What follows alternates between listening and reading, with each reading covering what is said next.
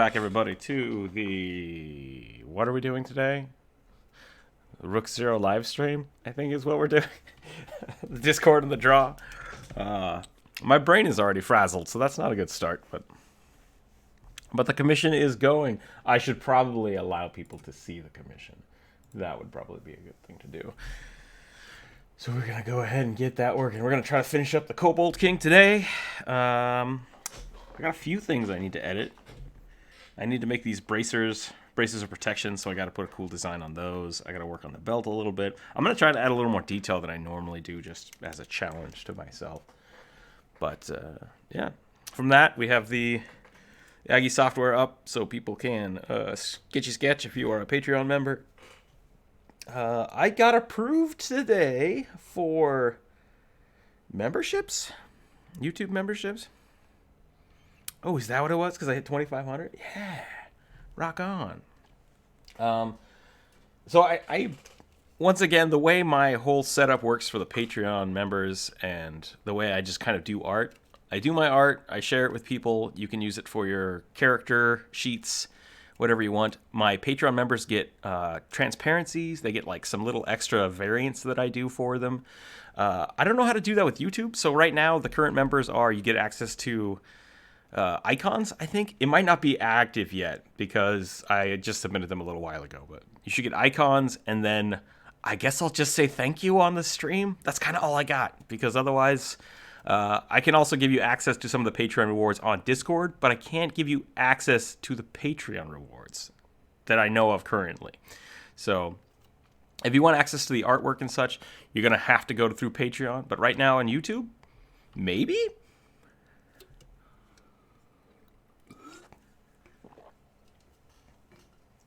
Wait, on YouTube? How's this working? Bri, welcome. Every morning you scare me with that. That's good stuff. Yeah. We were just talking about that. Bri is slowly becoming my patron. Bri, the patron saint of Rookzer0. But yeah, so that's where we're at. We're kind of trying to figure out a way to get... I'm trying to figure out a way to make rewards on YouTube for YouTube membership a thing. Not sure how I'm going to do that yet. But if you have ideas, let me know. As always, you're welcome to jump into the Discord. I think the highest member right now... What I have listed as the highest tier is basically letting you decide one of the YouTube discussions. Right now, they're just kind of organically designed through our discussions, and like I said before, next week will be Kobold week. But so I think if you jump to that $25 membership, I'll let people decide that. So like that way they can kind of like, hey, I want a drow drawn. We'll just have the Discord draw drows that day. Like that, I think that'll be a fun way to do that. But I'm still working on that. As always, I'm trying to figure out how to make drawing amazing D&D stuff. That almost sounded like I said drawing amazing things, which is a little arrogant, so let's not say that.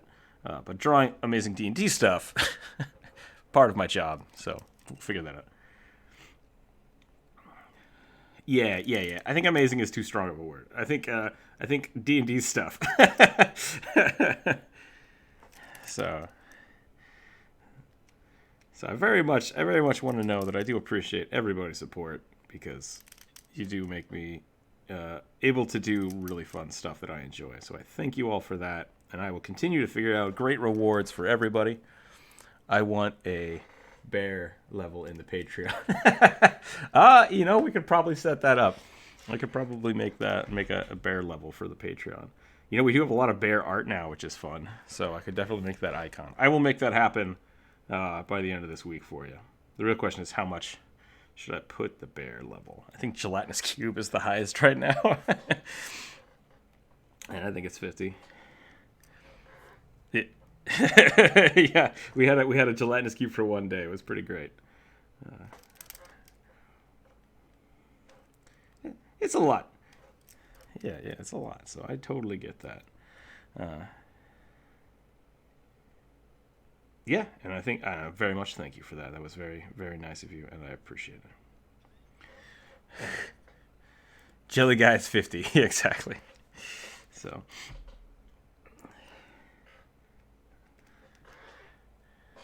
Yeah. More drawing. I dig it. I enjoy your company during the live streams. Rick, welcome to the chat. Brian, welcome to the chat. I said thank you. So, yeah, we should get a bear. I'll get a bear thing in there somewhere. I don't know what I would do differently for the bear level though. That's the other question. Monthly honey deposits in in your local bear charity. That's kind of the issue, is even the gelatinous cube was basically like, okay, if I get gelatinous cube members, then I can start buying stickers on a regular basis. Because right now I'm only able to get stickers either I have to buy them in small quantities, which isn't very effective, just because I don't have the capital to do that. So right now, basically every other month or so, I'm able to buy a new sticker. With the gelatinous cubes, I'd be able to buy. I think every other month I'd be able to actually buy one set of stickers, and then if I get 2 or 3 members doing that, then I can start buying monthly stickers and actually sending those out. So that's kind of why I wanted to do that. But that's once again, that's still kind of a pipe dream. So it's slowly I'm going to try to build up a repository of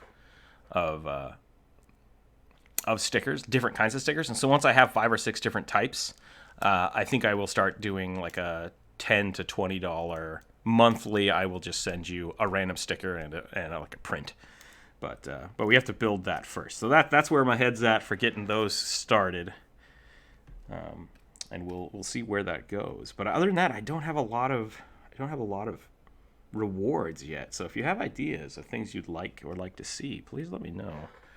I do want to start after talking to a bunch of people yesterday. I do want to start a game. Yeah, I think a live stream game would be fun. The contingency for that is going to be that, hey, I the people that are joining me, it will be on the live stream. So there will be some rules about what we can do, and that's fine. You know, we got to follow the YouTube terms of service. This bracer, I think it's too big. I think that's what I'm doing wrong here. This just looks too big. Whoa, that's way too small.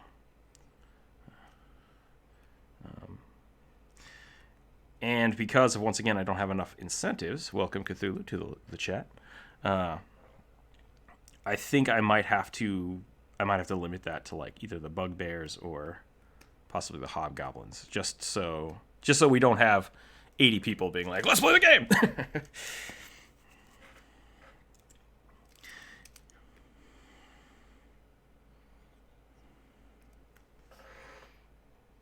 Right, yeah. Yeah, I think that might be the way to do it. We keep the ranks kind of locked down, so we have there are 10 slots open for the total number of people that could play, and then that's not good. Now he's just doing inappropriate things. Scratching his face, that's what he's doing. 10 seconds. In 10 seconds, you'll get that joke. But yeah, this arm is just weird. I think I just need to change. I think the shoulder's the problem, not the arm. No, my fingers are very cold today. I need to start a fire here in a minute, but we'll get to that later.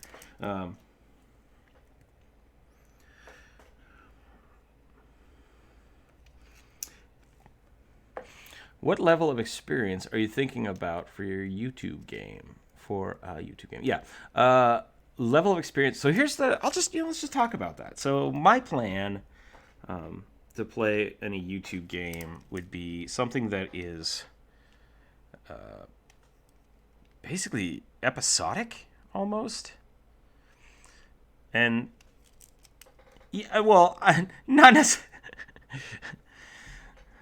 Jonah said that everybody just dies at the end of every episode. I don't want to do it that way. Like I think Harmon Quest did that a little bit, but every time they had a guest star come on, they would basically die or leave at the end of the episode.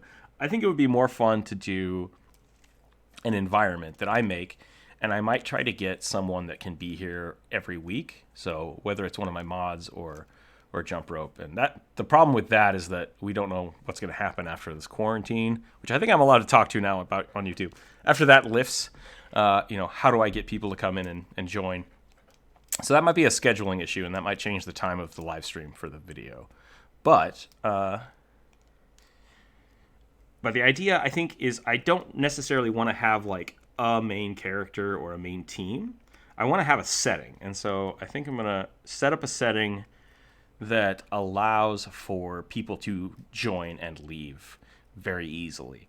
So whether it's something like Pathfinder Society Guild, where we're just following people getting hired for jobs that might last a week or two, or if it's just someone that shows up and keeps finding people to do adventures with. So when I talk about level, I think I'll probably start at level 1 just to get into the feel of the game. And if people are new to it, they can just kind of learn, and we can teach people that way. And then I don't know how much I will keep track of progression. I think it will be a system of like, hey, this is the first season. We've got a bunch of people playing. We'll play for a few months. I'll level everybody up at the same time.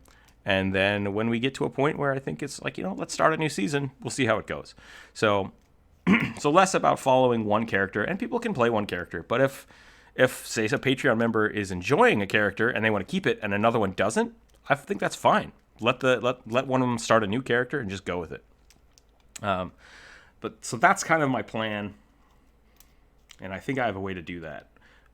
And we might start that on Thursday. I just heard someone in the Discord chat say, thick kobold, and now I want to see this happen. Are we talking about a chunky kobold? Who's just like...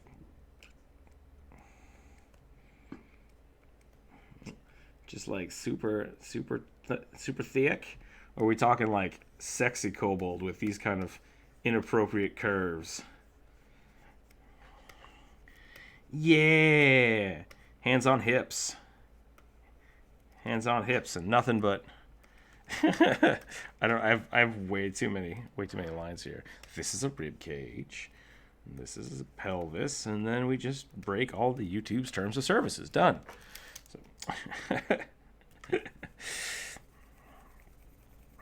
Most of the time. Corvus, welcome. Jacob, welcome. Yeah, exactly. Okay, I gotta get back to this. I gotta figure out what I'm gonna do with this arm. I think maybe it shouldn't be forward. Maybe it shouldn't be forward at all. Maybe it should be farther back. I am the king of all kobolds. I think that looks better. And then this arm is just wrong, though, is the problem. Because if that's the case, I need to flip it. And I think that's going to break the thumb. Boop. That's what I'm saying. Like, I think the pose needs to change, and that just means that this arm is useless, and I need to delete it. And you know what I say about art? It's deletable.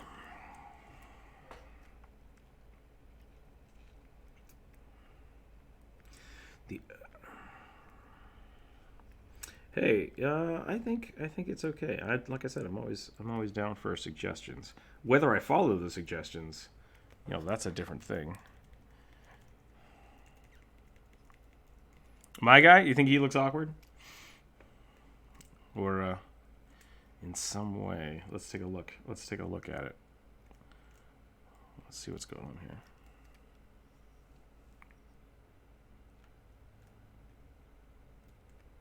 You don't like being watched art? Watched while you art?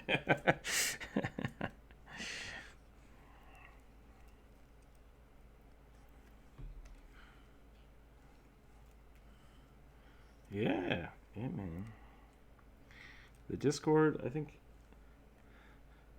the Discord is a lot of fun. It's nice having. I like doing art around other artists.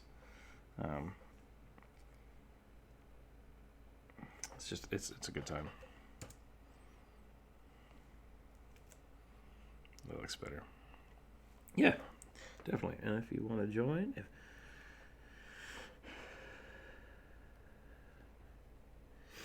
yeah, I had a big issue with that for a long time because I just had my sketchbooks and I didn't really know how to share them. And then I started going to college, and it was like oh crap, people want to look at this stuff. I don't want to show this to people. And then it's like, you know, maybe I need to actually try to improve my art because I was kind of stagnant for a long time.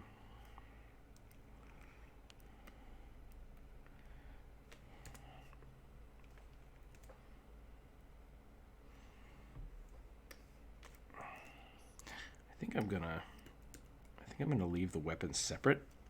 We'll come back to those and we'll place them later after we have some different layers.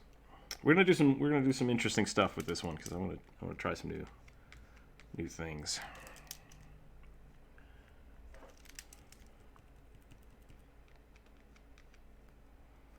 I think he needs to be a little sharper. Give him some scales. Some scales. Some Durgan skirls. Durgans. Mighty Durgans.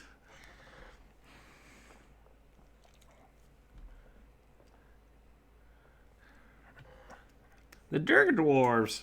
How do you pronounce dark dwarves?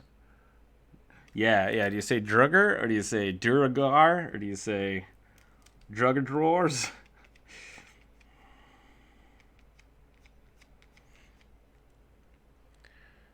Scaly kind boys. We are definitely drawing a scaly boy today.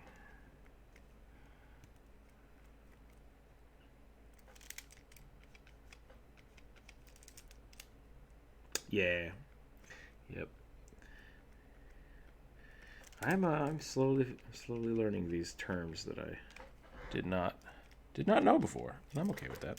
I'm okay drawing scaly boys.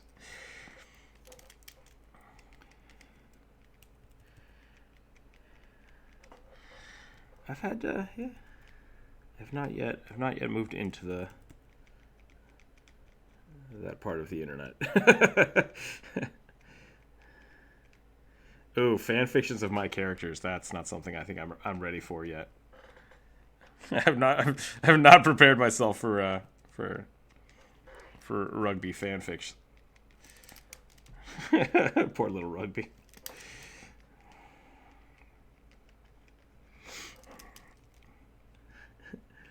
Hashtag leave rugby alone. Leave rugby alone.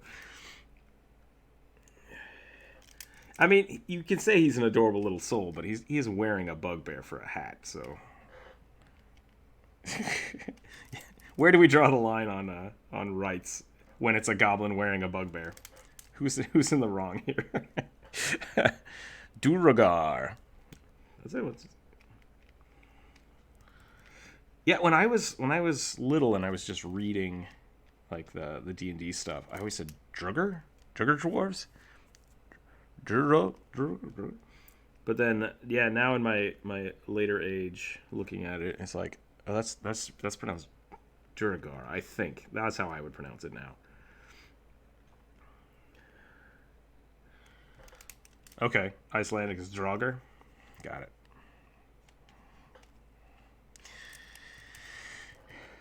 I can't even say that. Upraganga.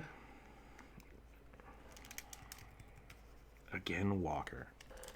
Oh, are Tigger dwarves supposed to be undead dwarves? I thought they were just like drow dwarves. That's how I kind of always learned. Oh, gotcha. Undead Vikings. That makes sense. I think I jacked this hand up too.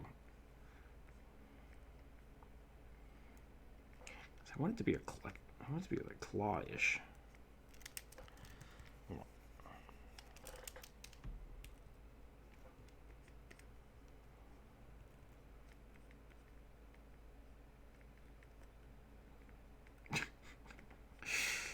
Unburden thyself.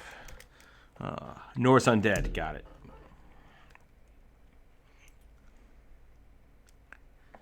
Helios, welcome. Welcome to the Discord.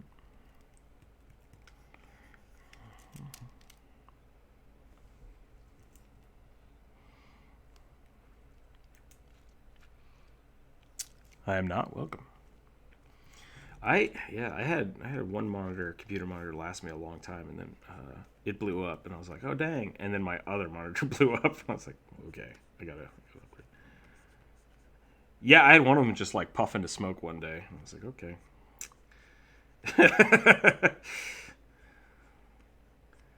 So.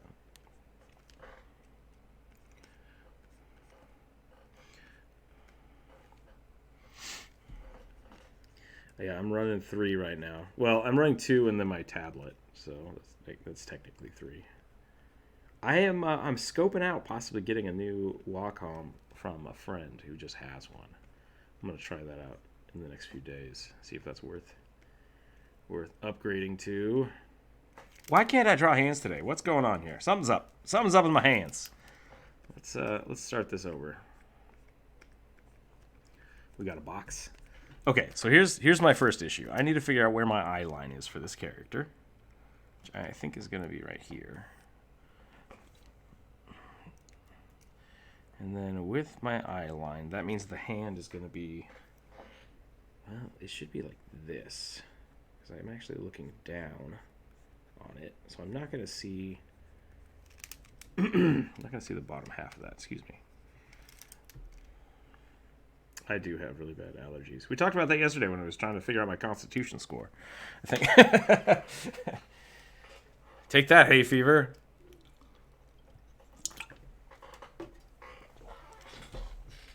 I got a nice tree. I got a nice tree in my yard that just like decided to just jizz all over my house. So that was cool.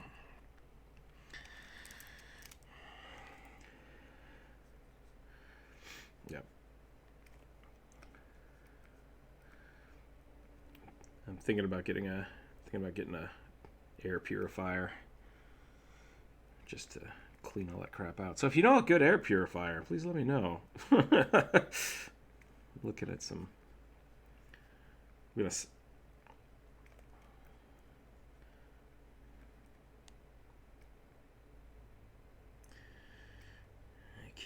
Yeah, you can't just go to the doctor in America. They yell at you. Like, oh, do you have $400? It's like, I guess, here's your money. No, I'm just making up numbers. That's not a real number for anything I've done. And that's not totally true. I have gone to the doctor for allergies before, and they tell you to. Yeah, they basically just like, hey, go buy that thing from the store and stick it up your nose. It's like, all right, great.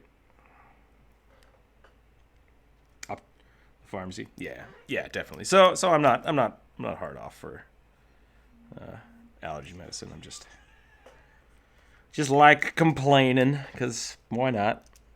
I'm screaming into the void. I might as well talk about my hardships and my fancy YouTube job.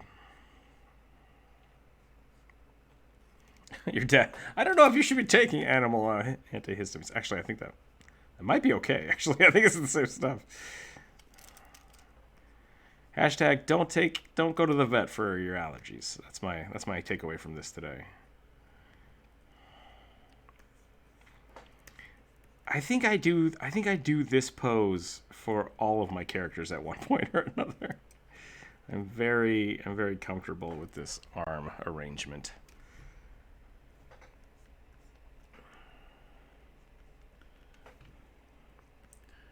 I think that's kind of the weird thing about art, though. It's like, that's kind of, I mean, people are same face syndrome. Yep, I get face same. I get that.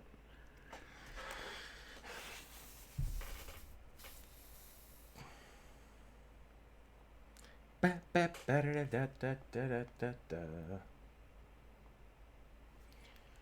that away. I saw the rendering of your storyboard last night. Seemed legit. Yeah, I did see that. It's rendering as well. It's pretty good. I'm excited to see what you do with the storyline. Are you going to animate that? I wonder? Question mark? Asking. Oh, you're in the chat. Jeez, some crackers. Cheese and crackers. I was not ready for...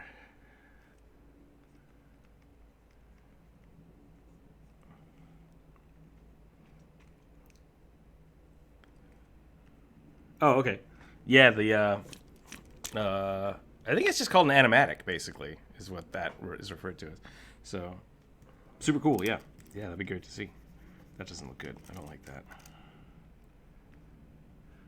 Yeah, no, that's a lot of... That was, when we were in school, they made us do animatics, and they're like, we need you to learn the pressure of the industry, so you have 2 days to do it. And it was just like, it was awful. Yeah. And it's like, that doesn't seem like a good way to conduct business. And they're like, that's how it is. I'm like I don't want to do that. The design companies are not cool sometimes.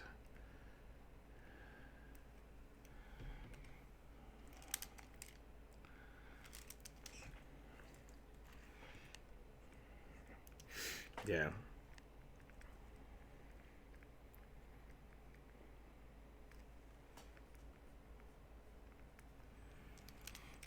I met some people at the hell was it? Steam Dev Days. And they were trying to push really hard for like a legitimate 40-hour a week game dev design team, and I don't know if it ever actually succeeded. I would love to see that, but as far as I know right now, game companies are still pushing real hard for not the best conditions. Oh boy. Are they getting better at it? That's good to hear. Kobold King.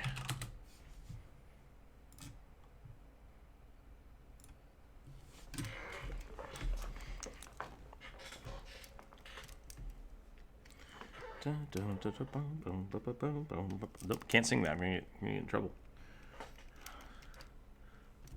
Hashtag not sponsored by Game of Thrones or HBO. HBO, please don't sue me.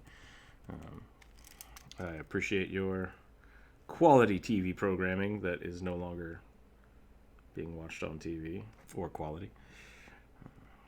Hashtag redo the last season. Hashtag not my king.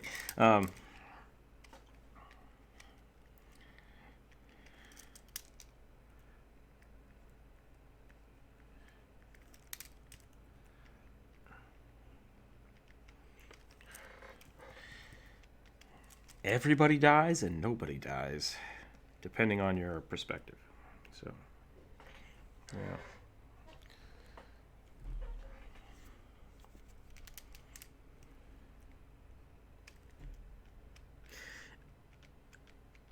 That's fair. I've also heard that. I don't really have an issue with the Game of Thrones season per se. I just it didn't feel like the rest of the series to me. And I think part of that, I watched someone talk about this being the real kind of novelty of it is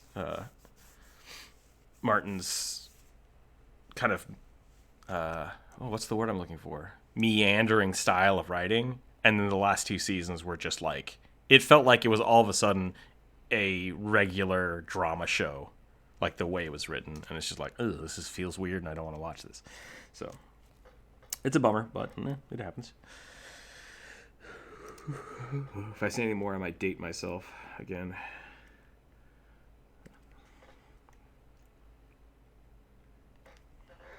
The books are good. I suggest audiobooks of them. Except I'm not sure who reads the Game of Thrones books on Audible. But he's got two guy voices and two lady voices, and both of them are like rich guy and rich lady and poor guy and poor lady, and that's all the characters are like one of those voices. And it's really funny, to be totally honest. But I really like the books, and I like listening to them. Those are fun, like car ride books, because they're pretty long. Yeah, I've had some good audiobooks like that, to where I don't realize that they're not doing voices, and then when I go back and listen to it, it's like, wait a minute.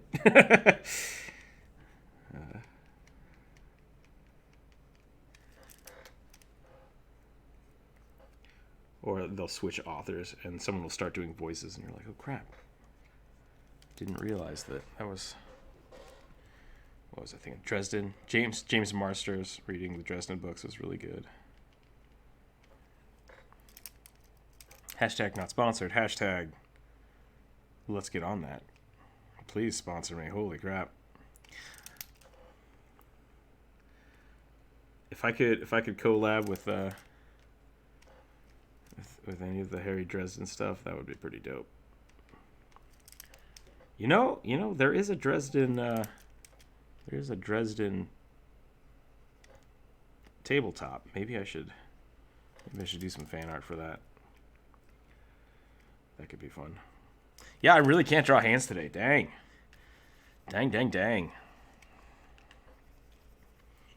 I don't want to hide this hand, but like I feel like the pose is that's just what it would be. I really feel like the hand would just be down here. I think we're gonna do it. Harry Dresden is he's a investigator wizard. He's a wizard for hire. If you don't know who Harry Dresden is, definitely check out those books.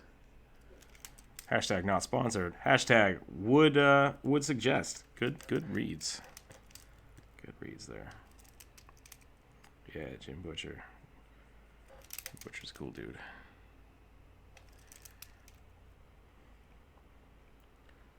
Someone just jumps out of the call instantly, like, how can you support Jim Butcher? It's like, I need more audiobooks. Merfolk are not. I saw the rent. Yeah, okay. I hope everyone enjoys the Discord draw today. I have to get going. Bri, thank you very much again. I haven't gone back to the push-ups, so I feel like I should do push-ups, but I'll do a good workout later. I'll just do a good workout later. I promise to do that. Thank you for your support and have a wonderful day. We'll catch you next time.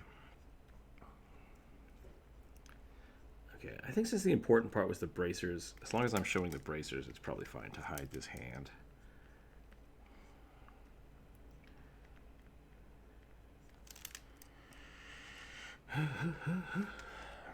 I don't know what other pose you want me to do. Jeez, those are pretty good hands. Just a handstand. Normally, I would be all about totally shifting up something. I think that's a really smart thing to do when you're struggling like I'm struggling. But because this one was so much based off of like they liked that artwork, I think I need to stay as close to that as I can. Otherwise, it won't have that same feel. But that being said, the legs are different. So maybe I just need to not do the... What, did you grade legs? I don't know. I'll take some feedback. What do you guys got? Let's talk about this kobold.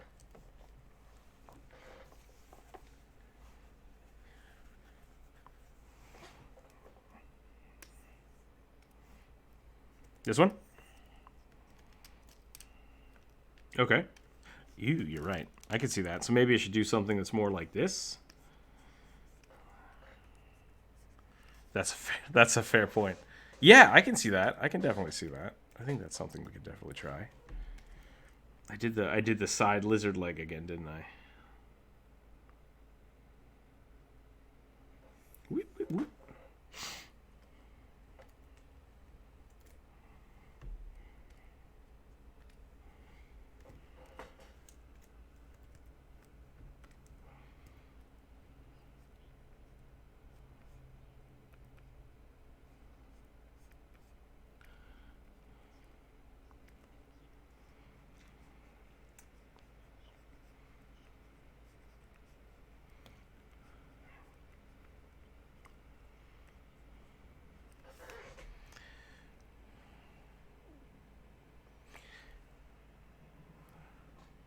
Maybe I don't need the bendy legs. I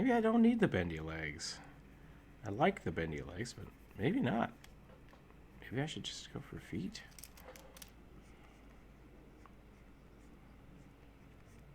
Sure. Yeah, it is. Correct.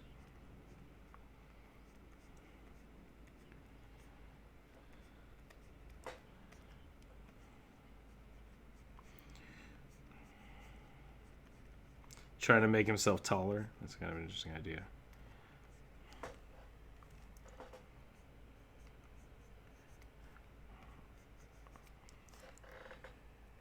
That's actually not bad. Jeez, and what was that? It sounded like somebody's phone.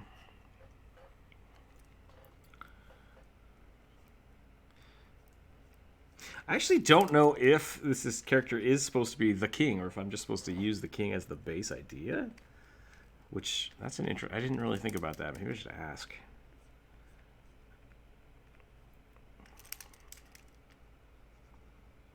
Yeah, no, that's fair. Yep, that might be something I will have to do today. Which maybe we won't update this today. Okay, I like where this is headed, but I need more space. I need more space. Feet. Why is it always feet? It's like every character has them or something. It's not cool.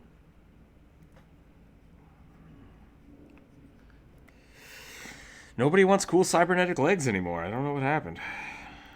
Spent my whole time drawing robot legs, and now I have to draw kobold legs.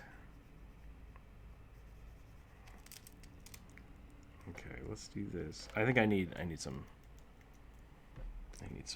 support here. I need some foundational support. There seems to be something wrong with my kobold's legs. Can you correct that? Where's the kobold vendor? I need new kobold legs. Okay, because he's got his tail going to his spine. We got this, we got that, we got this. And then this hand will look like that. So yeah, that's not too bad. We can do that. Oh no, and I've deleted the hand though. Okay, so we can drop that down. That's fine. You know what I can do? No, I'll do that later. It's fine. Do do do do do do do do do do do do do do.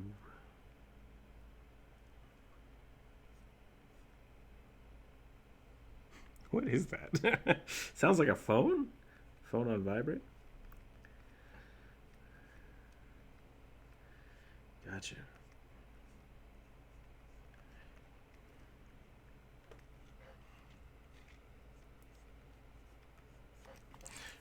Sure. Let me take a look at it.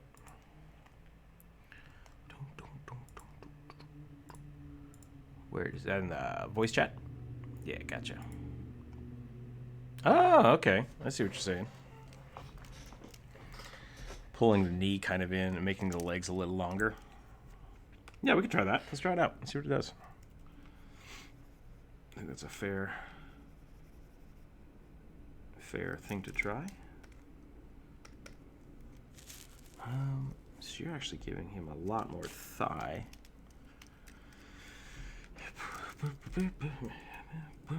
Well, I mean, who can really be an expert on kobold anatomy? This is the best question. So we bring the knee in. This one could actually, yeah, it could be a little lower. And then we can just drop it straight down.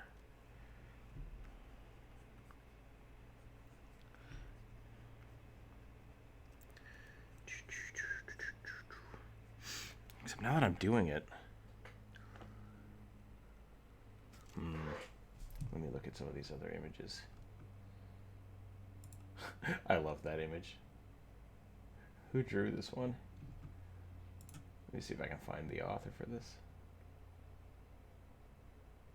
Giorgio Boni?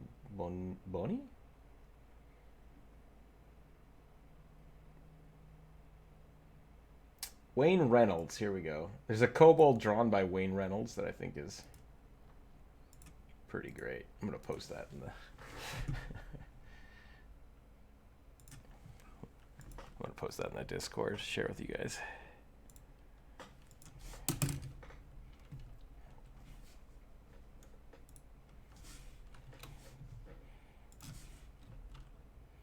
This is from Path, second edition.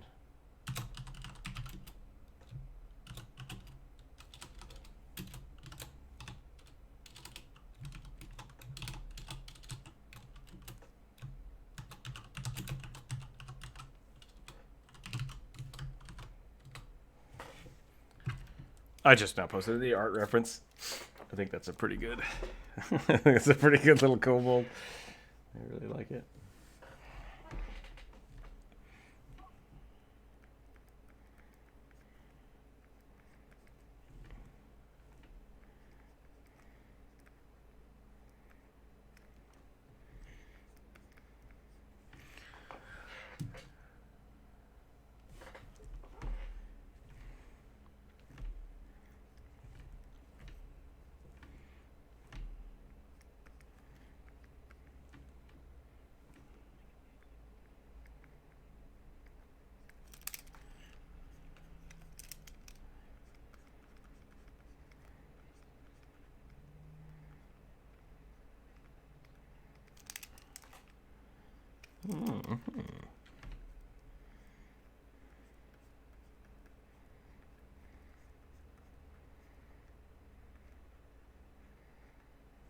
How many toes do kobolds have?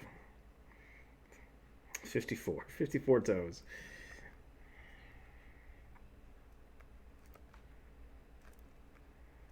I guess I better go back to my source reference material before I get down here. Looks like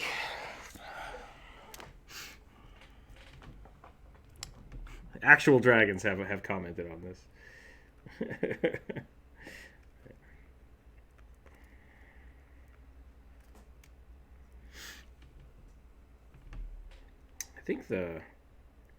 I think part of that is the hands. Like I don't think there are any. I'm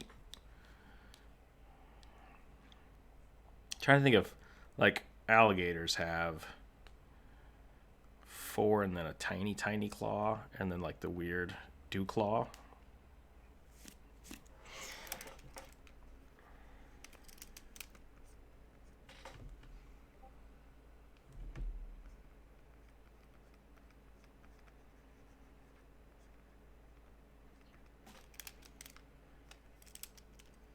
You gotta keep track of your fingers. You gotta keep track of your finger count.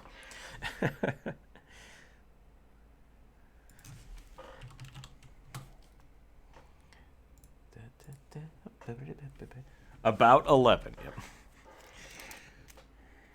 11 days.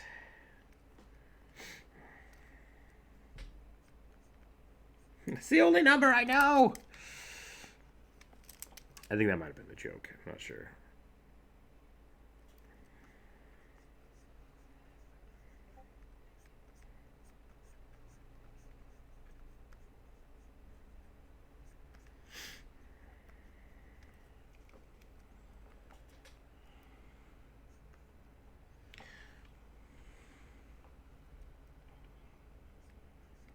He was accurate.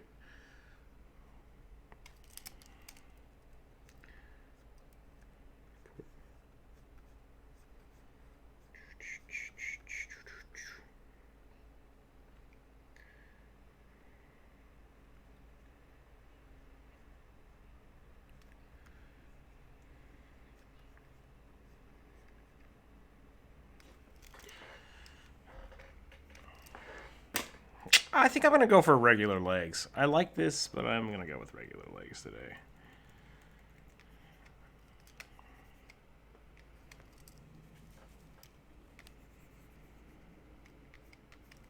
Put a message in the Discord. For what? Oh, gotcha.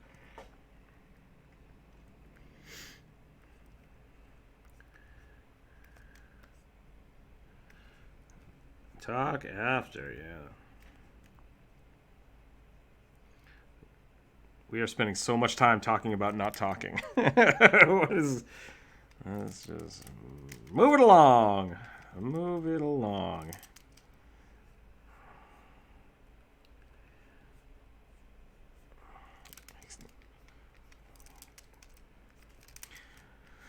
Maybe I just shouldn't be doing this today. I feel like I'm erasing more than I'm completing. Maybe we should start over. Let's start over. We're gonna pause for a second. We're gonna all go boop, and then I'm gonna go file. See.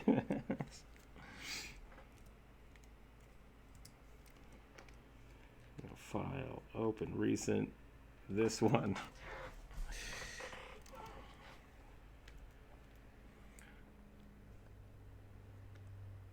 Open that. And we're back. Okay, let's take a look at this. So what have I actually done today? I think I fixed some stuff here. I think I need the arm back now, to be totally honest.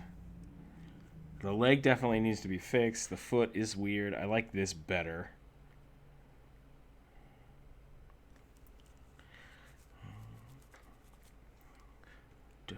Yeah, that's weird. I think we're going to do that. Okay, so I'm going to go ahead and steal this arm back.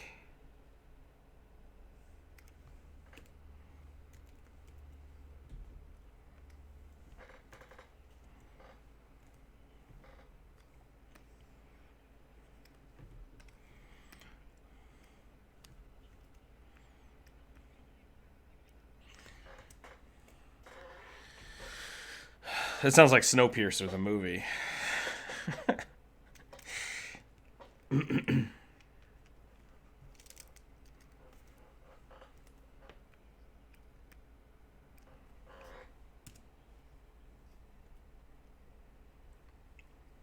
Yeah, Rocket Raccoon. Trying to steal people's prosthetics for some reason.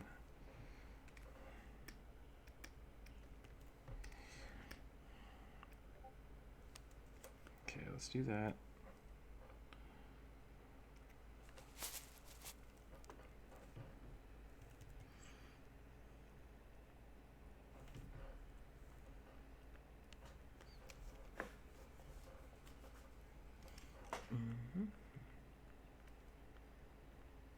Yep, I've seen that. The Avengers D&D character theory is pretty great. I really like that idea.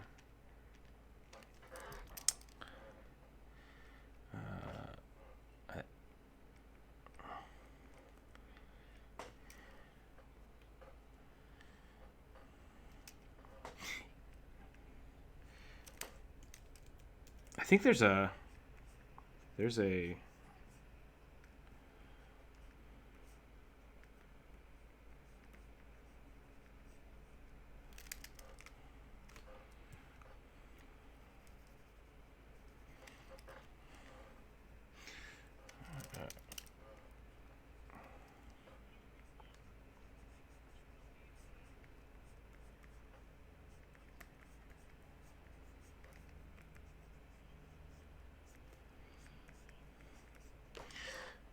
yeah, if you can find that comic, that's pretty good. I think it's a good little thing.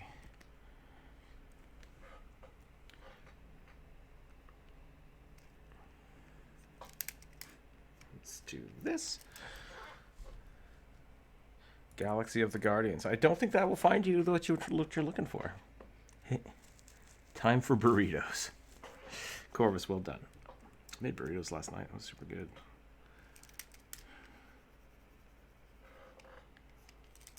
Tasty burritos are great. I made homemade refried beans. Made homemade refried beans. Made some homemade Spanish rice. Just went to town. It was great.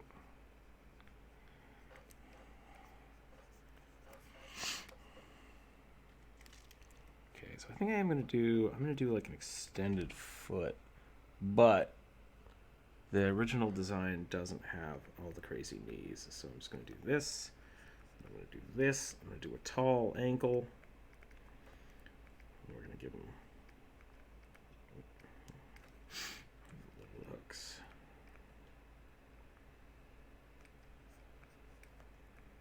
I'm going to give him an extended foot. He will not have an extended butt. I mean, he kind of has an extended butt if you count the tail. That's kind of how that works, but not really. So that's fine.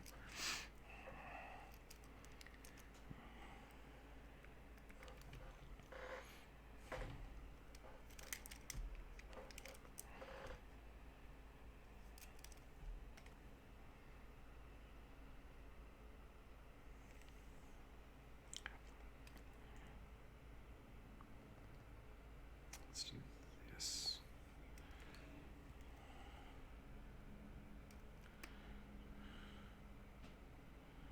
I have not seen any episodes of Freeman's Mind. I should probably look at that.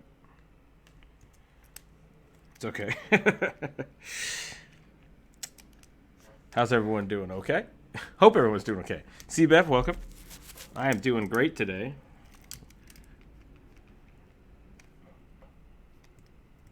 Oh, well, happy birthday.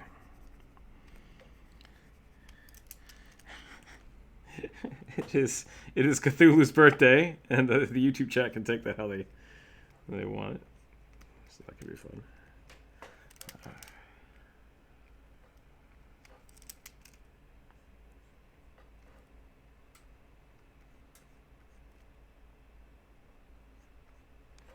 I think you're customarily supposed to just say happy birthday.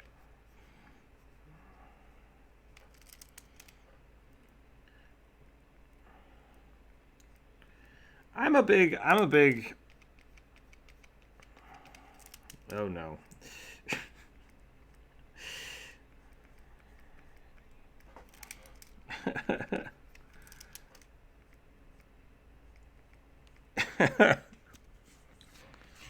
No.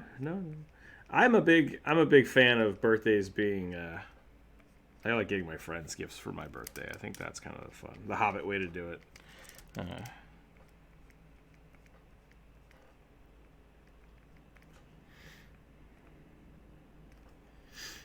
Give me stuff. But no, yeah, I think.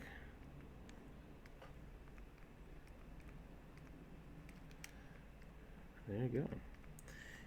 Birthday gifts are weird. We always have to talk about that kind of stuff for my friends.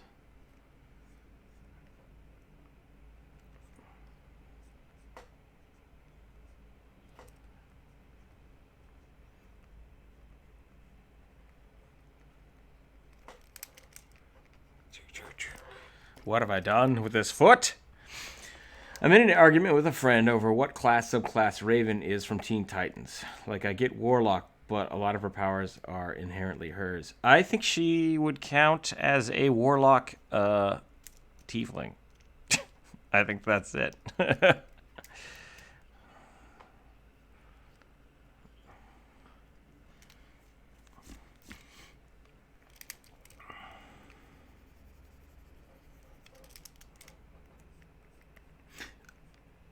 So the argument is that she doesn't have a pact, she just has a sorcerer bloodline. Okay, that's fair. Has she studied?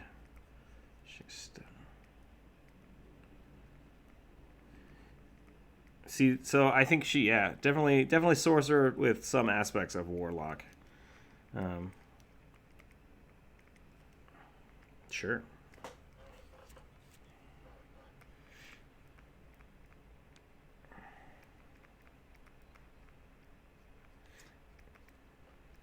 Yeah, I don't think she has a spell book.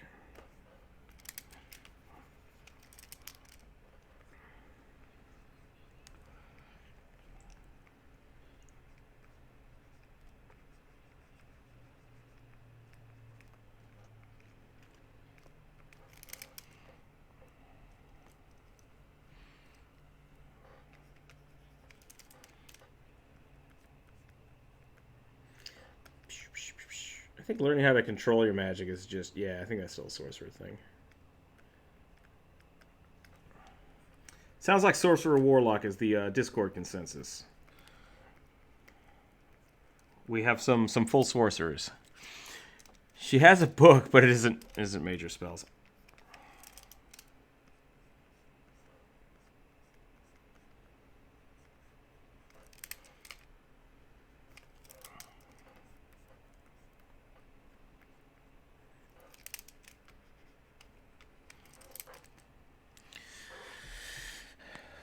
She's also a rogue.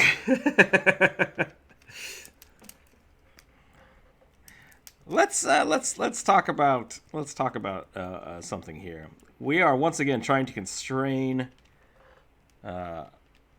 two different things. So if you were playing Raven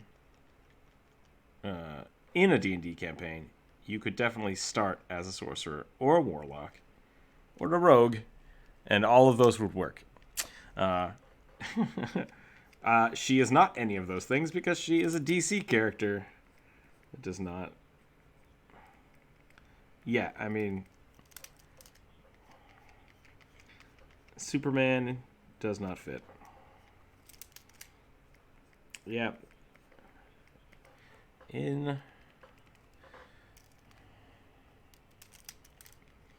Once again, trying to constrain level constraints to a character that is not part of that thing.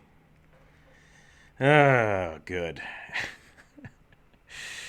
CBev, thank you for destroying the Discord. You've done me a service.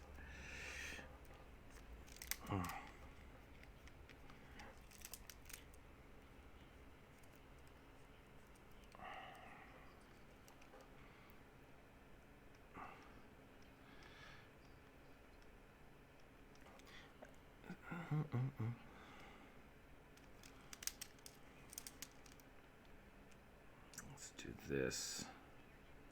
Oh, Jesus Christ! I'm gonna turn my volume down a little bit. That got so loud. No, we're not gonna start that joke again. My patron is pleased for the day. Oh, good. I get to be the patron of art. I'm okay with being a patron of art. I think that's fun. We might have to push the comic book talk into the political realm. Every time we ask what kind of character is what, it just like devolves into people yelling at each other. I have turned down. Yeah, I had to lower my volume to 10%, so that's fun. Well-structured arguments can be quiet. They can be very peaceful. So I think that's really what we have to do is if you're asking a question of what class would someone be, I think that needs to be asked in the form of what's a possible build, because that's a cool thought experiment, and I really like that. I really like.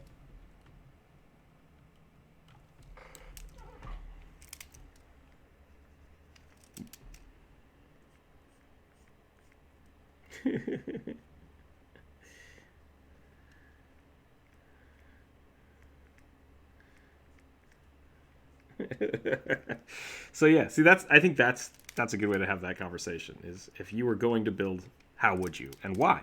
And I think that's a great. You said full sorcerer because you don't want a multi-class.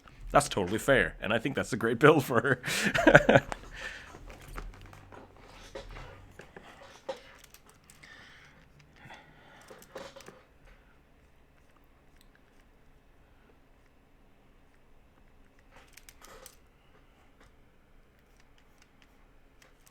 Just because a rule is optional doesn't mean that the DM allow. No. Let me rephrase that. A DM can allow and disallow any rules they want. That doesn't have to be optional. But you make a good point. Yeah, we're playing a no armor game. Everyone just get the hell out.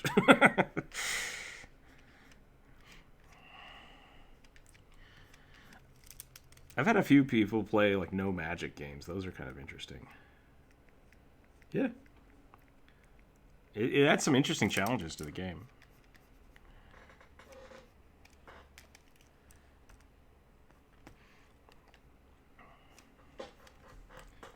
Yeah, I should look at that. I like the chair. The chair looks good.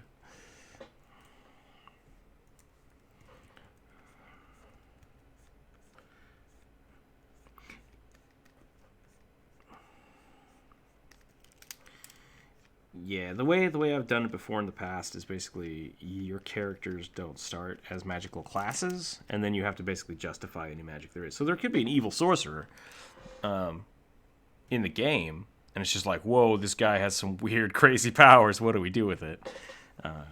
And then if someone's like, I want to figure out how this works, like that's a quest for them all of a sudden. Like my quest is going to culminate in me taking a level in Wizard. And I think that's cool. I like that kind of character progression.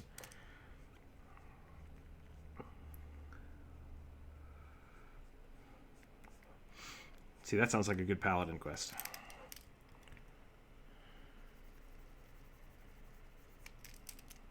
That is semantic.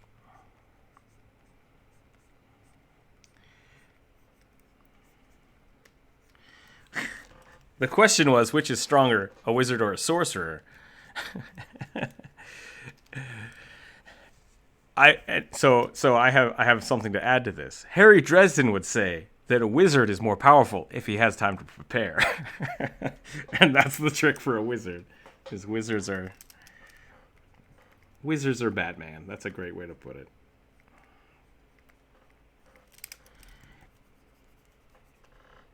I mean, Andres, let me put this in a question. Which is better, a sword or a spear? Exactly. It depends on the situation. I think so. So saying that a sorcerer is inherently more powerful than a wizard is semantic. I think it depends on the everything. It depends on everything.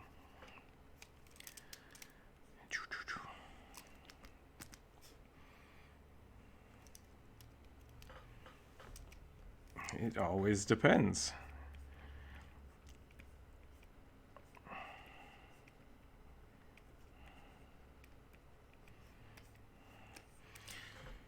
Or who your DM is, or how you play, or your knowledge of uses, or who you're fighting, or day of the week, or whether or not your shoes are wet. Yeah, are we including the stir wizard who just has to cast stab all the time? Because I think that always wins. Stir wizards are great. I have infinite spell slots.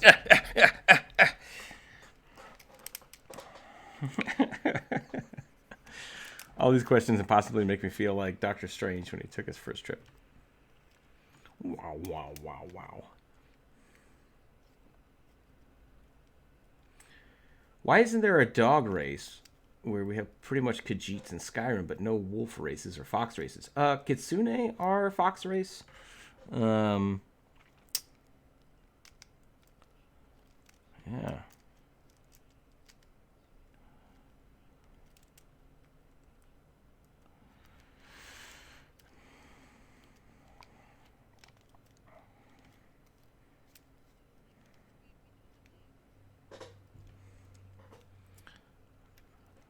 Goldtooth, I'm here.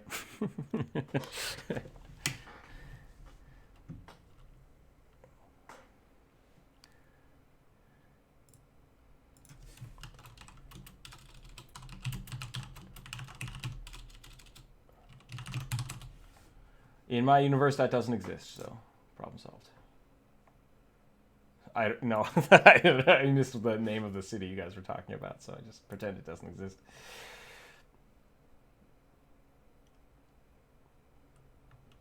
Skinwalker.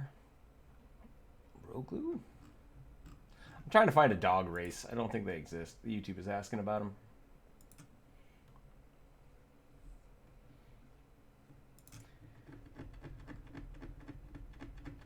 Yeah, weird. I mean, werewolves kind of exist, so that's kind of a thing. Anybody could just become a werewolf. That might be why. Yeah.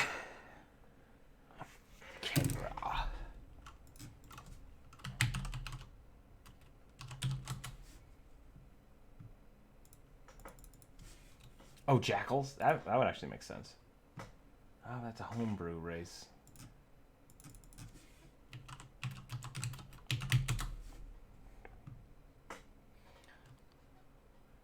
The Canis. Homebrew. No. Dogfolk. Homebrew. Yeah, I don't know. God, guys, give us a race for dogs already, so we can play this playable race. You could just play a dog. I mean, there's nothing stopping you. Or you could just slap a,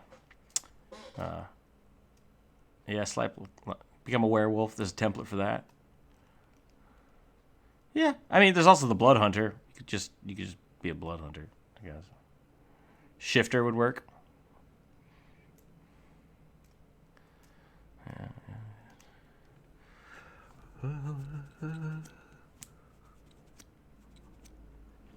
Oh, Blood Hunter is an official thing now, I think, isn't it?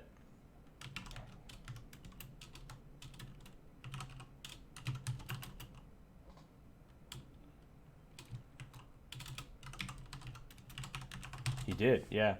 I think Blood Hunter is official. It is.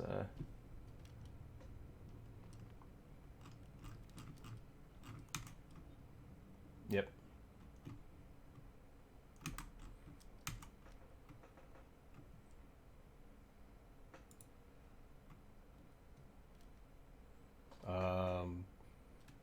Pretty close.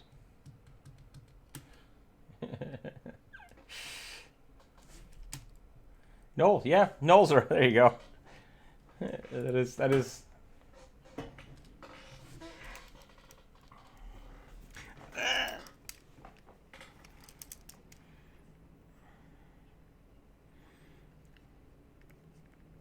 No. They are. That is not also not true. They are their own sub race of. Yeah. Whatever became dogs and cats. Also begot hyenas, but they are different lineages from both dogs and cats. So.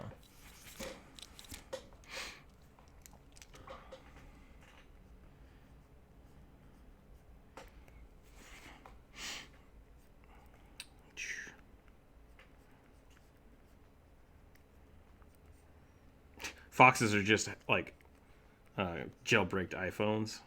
Is that what we're going with?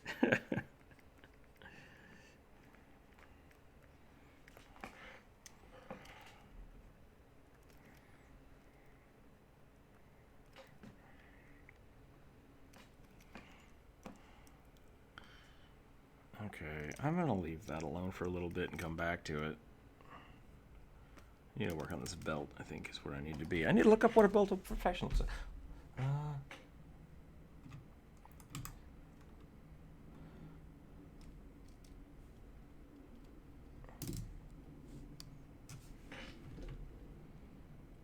Too many buttons? I hate Apple products so much. Hashtag definitely not sponsored. Hashtag probably don't sponsor me. Would I take an Apple? Actually, I don't think I would take an Apple sponsorship. That's an interesting question. I wonder how much money Apple would have to sponsor, like give me to sponsor them.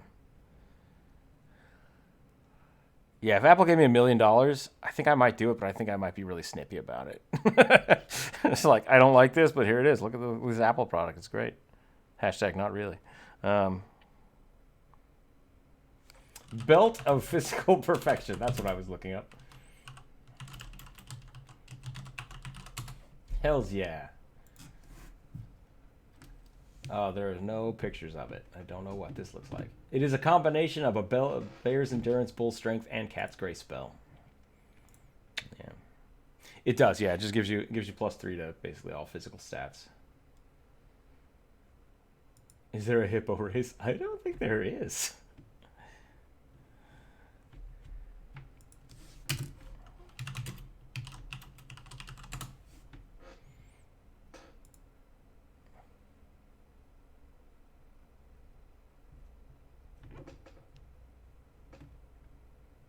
Yeah, I don't know why there isn't a dog race. That's really weird. Oh, Hound Folk. Here we go. Oh, homebrew. It's all homebrewed. Rook, if you had to make a whole new race, what would it be, and what would the stats be? And maybe drop a quick picture to show off the new race. Yeah, we can do that. We can take a break. Take a break and do this. It's just a hand. It's like thing. Just the. It's the fingerlings. The fingerling.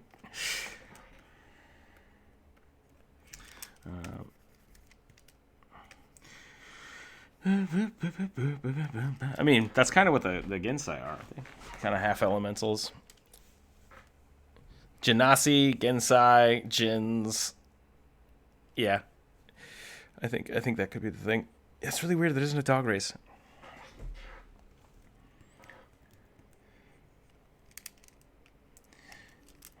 Yeah, the elementals I don't think should have intelligence.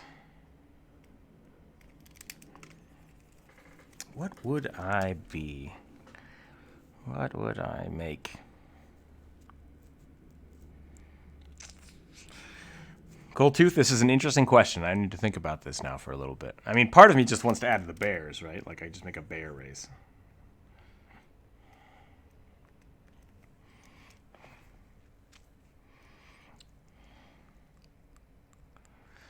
Another cool race.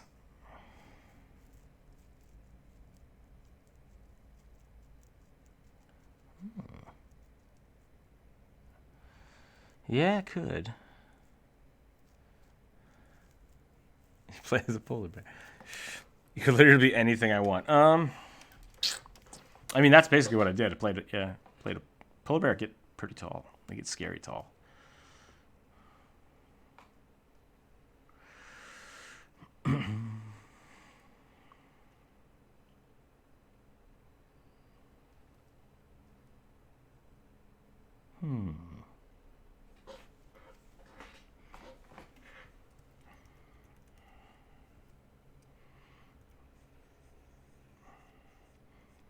Yeah, I think they get like 12 to 14 feet, don't they?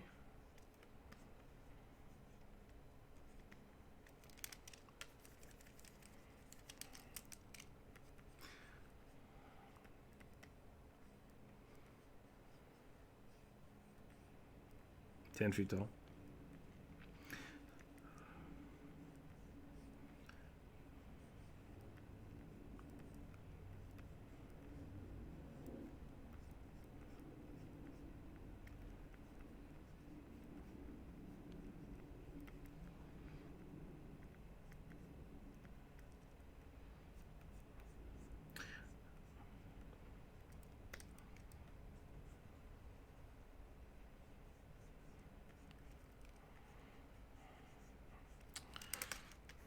Let's see where I can do this.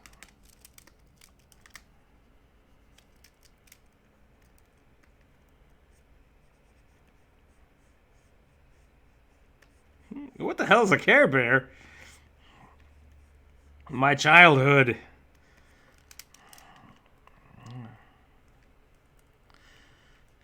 You ever watch Sailor Moon?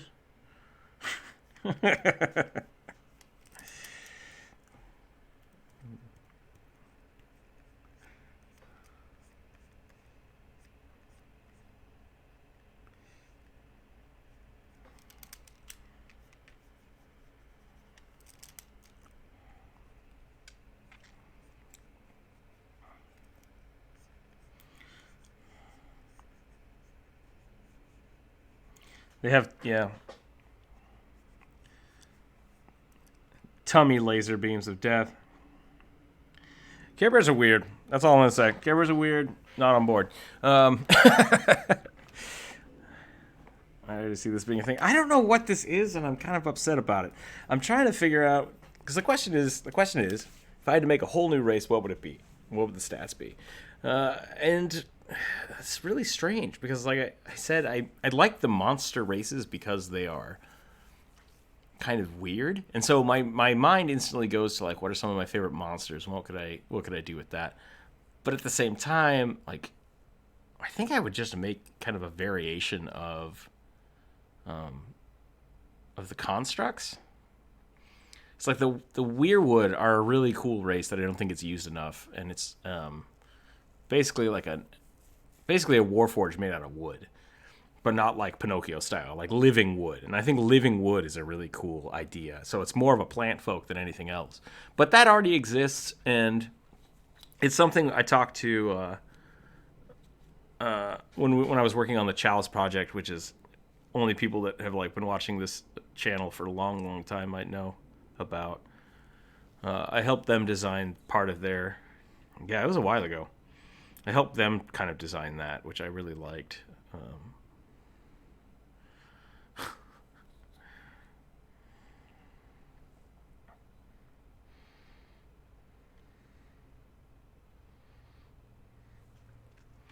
Their main way to attack is to disintegrate spells in their stomach. Yeah, exactly. Care Bears cast Disintegration Ray.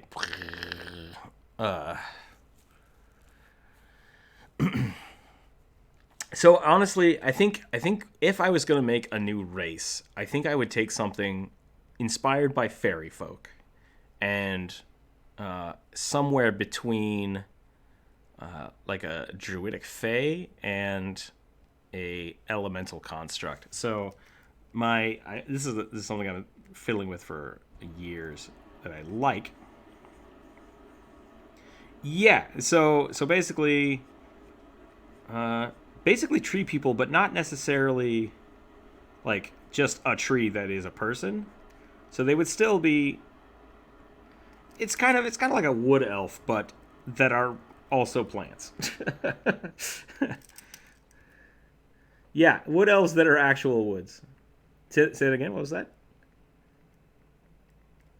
Yeah, a little bit. I think that's the Starbound. You say Florence? Is that what they were called? Yeah. Except I think those had like flower petal faces, right?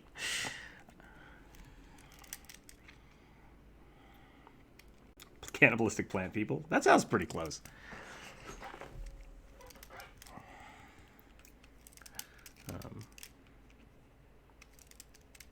Kind of like the Sylvari. I think that sounds close.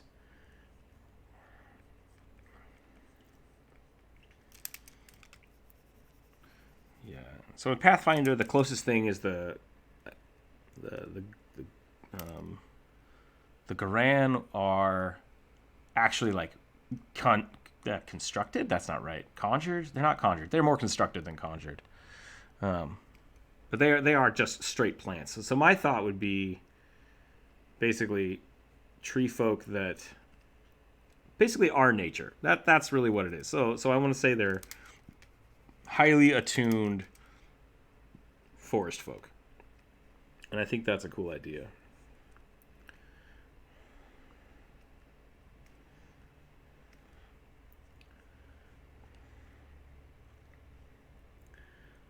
Yeah. So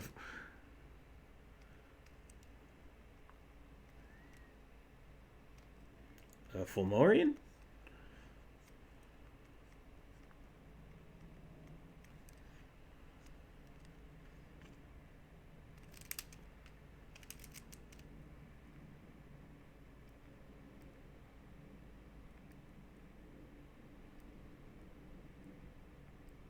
They're fairy pirates, right?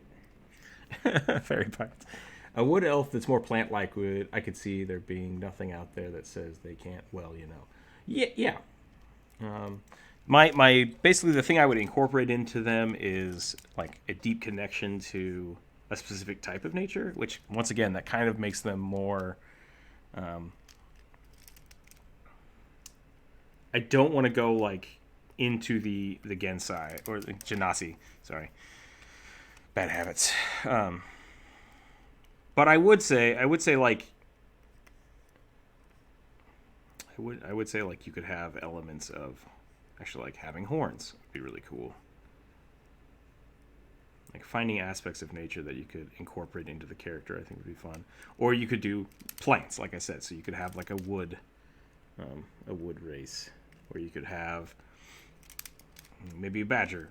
But so you wouldn't be a badger folk. You would just be kind of maybe you'd have like light markings of the badger. And so I think that would be a fun way to do it. So you kind of can take on aspects of like familiars as your base thing. That's what I would do for stats. I would definitely go high wisdom because you're supposed to be attached to nature. Probably, I'd say less arcane in nature, but they are fey based, so maybe not. Uh, yeah, I would say probably plus to wisdom, maybe a minus to um, maybe a minus to intelligence, and then like a small boost in either strength or constitution, depending. Just because of your materials. So if you're made out of like a softer plant material, maybe not constitution, but lots of things you can do with that. Ooh, spirit folk from third edition. Let's look up spirit folk. Maybe that's pretty close.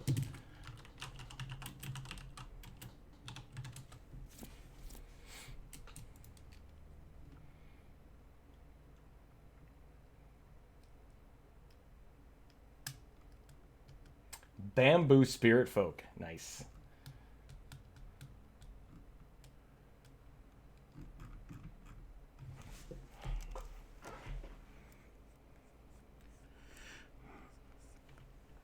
Corvus, that looks pretty close. That's pretty similar to what I want. And so I think what I would do with that is I would expand upon maybe different tribes. So you could very much have like an earthly tribe that is just straight plants, and then you could have an animalistic tribe that's more maybe deer or elk based.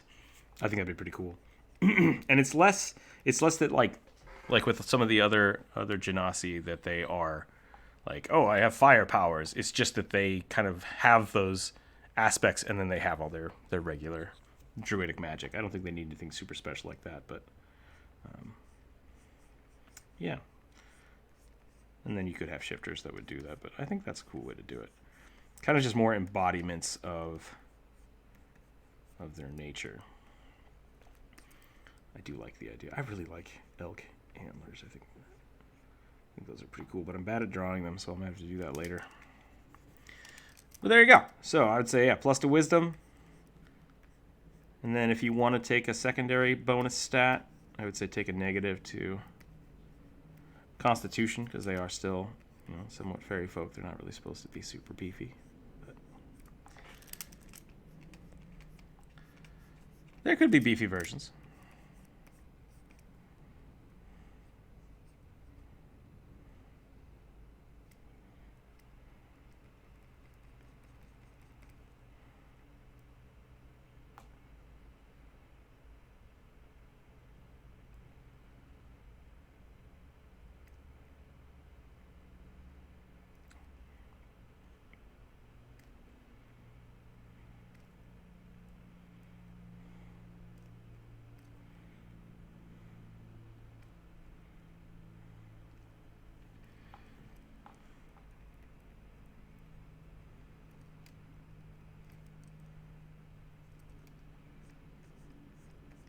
Oh, like a Fey ancestry?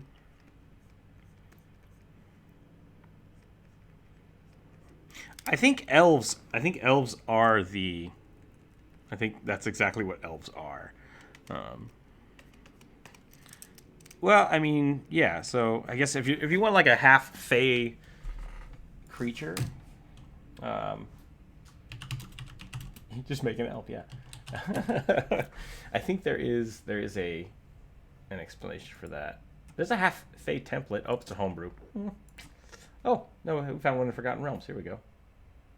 Future templates. Yeah, so if you take the half Fey templates, you get Charmed Person, Fairy Fire, and a whole bunch of stuff for like Sleep and Enthrall, which is kind of elf-like. +2 dex, -2 con, +2 wisdom, +4 charisma. Yeah, so I think that'd definitely be doable. But at the same time, because the Fey are so liquid, I don't know if that's malleable. Malleable is the word I'm looking for.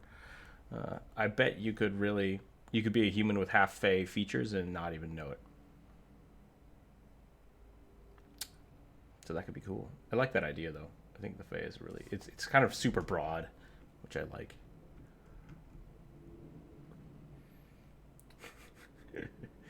At level 18, you can cast Insanity and Mass Charm.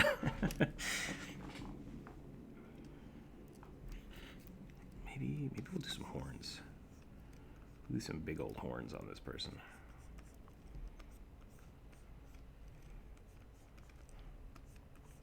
We can call them forest folk, or...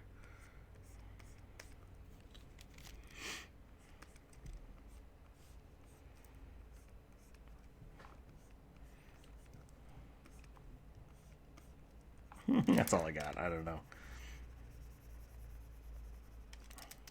Oh yeah. I've invented Estonians. That's not good.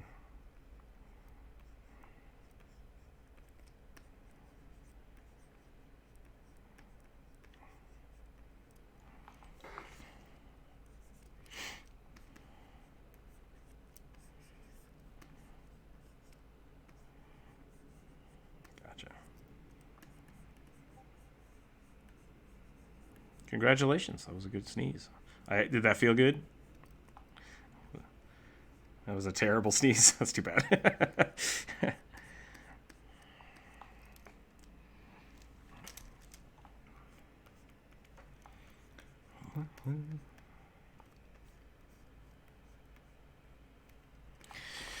You know what it's time for? You know, I should probably do some push-ups. I say as I crack open a can of Dr. Pepper. Hashtag not sponsored.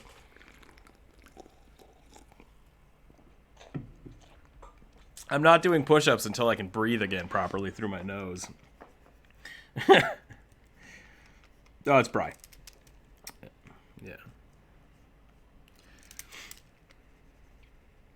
It's all right. I heard that.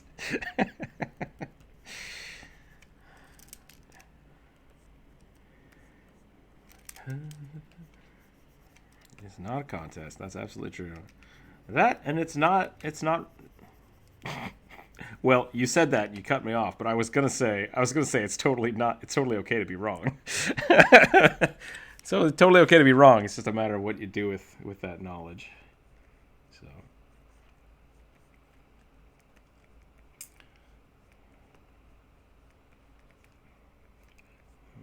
I'm a big fan of. Yeah, nobody likes being wrong. That's called learning. And it's a good place to be. It's a good place to be.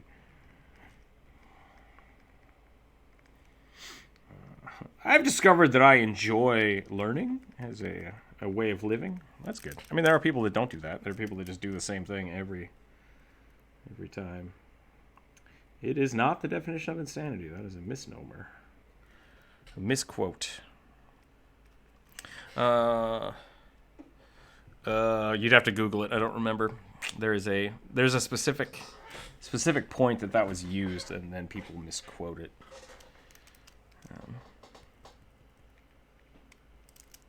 I don't know if Einstein actually said that. I think he might have said it. Yeah. I think that's the thing, that they claim that Einstein said it. And he might have said that, but he's also not the person that defines it.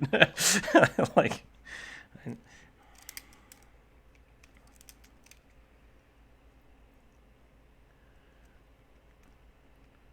Yeah, here's the definition of a medical term.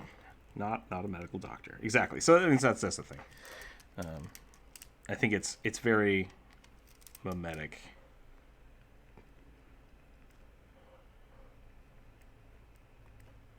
I'm pretty sure he's a physicist, yeah. Off the concept that I'm thinking of for a subclass is I assume that's if you have sorcerers, warlocks, and wizards that can summon creatures, that's even certain items in the world that allow you to summon creatures. What I'm thinking is you have a subclass of warlock or sorcerer that uses cards that have spirit creatures in them. So you're creating. Yeah, you're creating card capture. Absolutely, you could do that. I think that would be totally fine. It is kind of Yu-Gi-Oh as well. It's basically Pokemon. It's basically Pokemon with cards. Absolutely, that's a thing you can do. Actually, I've seen a few homebrew for that, specifically for that kind of idea. You first start off with a level 1 creature. Yeah, swarm of bats. I think that'd be really fun. I've talked to a few people about doing that with druids. People that want to have like 5 or 6 different pets. It's like, well, you can kind of work that out. And there's a few ways to do it. You can do that too.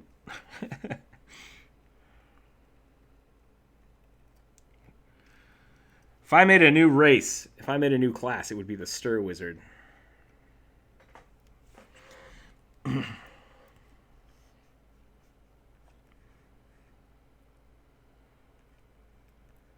Blood Rager.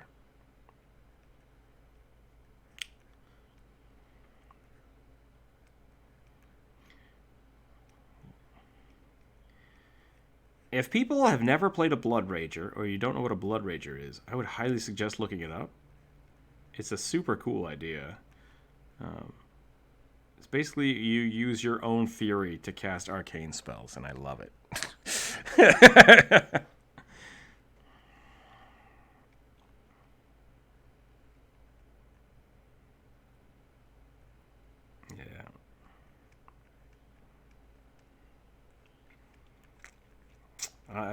if you haven't heard my rant about Mage Explosion, I definitely need to call the Dungeons and Dragons people. Every wizard with any or sorcerer with considerable power should be able to sacrifice all remaining spell slots to just explode. You get a D6. You get a D6 of damage per spell slot number. So, but it kills you and you lose all your saving throws. That's what I'm saying. You cease existing. You cease existing. So I would probably go a D6 per spell number. So like a level 3 spell slot would give you 3d6. So per spell slot per number. So you could at the beginning of the day really blow some stuff up. Oh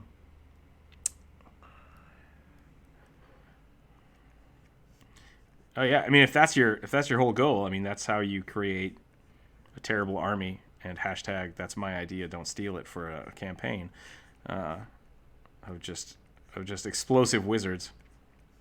No, I like having contingency plans for characters. Like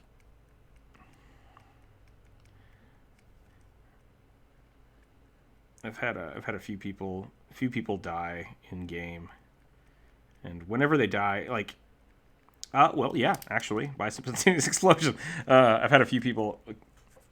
The tavern explodes. Everybody roll new characters. But my favorite thing about that is like a lot of people just ask like, "Do you have any final words? Give me your character sheet. I'm going to rip it up." And for me, it's always, okay, you've realized your character is about to die. What do they do? And I'm very open to letting people. Like, I want to do this. And so, like, I've had an alchemist just like, I want to just detonate every bomb I have left. Every explosive potion, every flaming flask of oil. I will let them do that kind of stuff.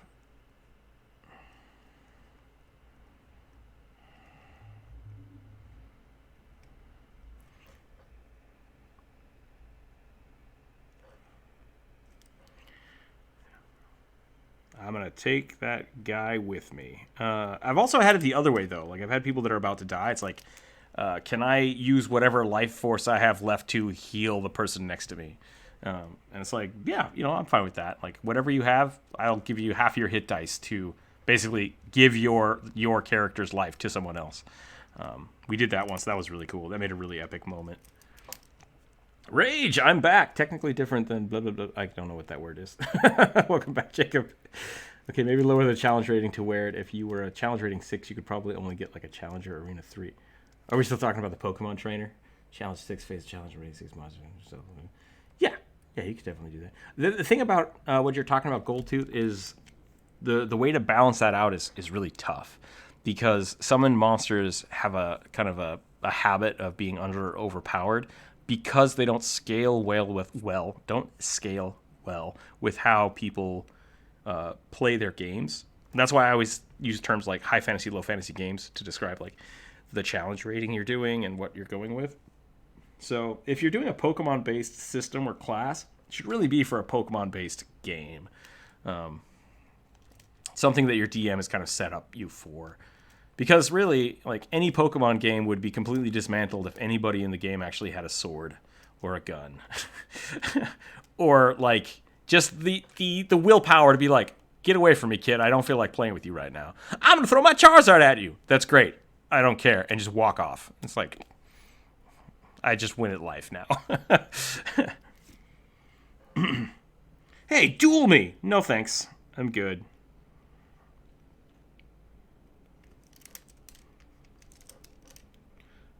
I'm gonna burn you. Disgruntled trainer uses rock. Hey, don't throw rocks at my Charizard. Get your Charizard out of my yard. Get out of here.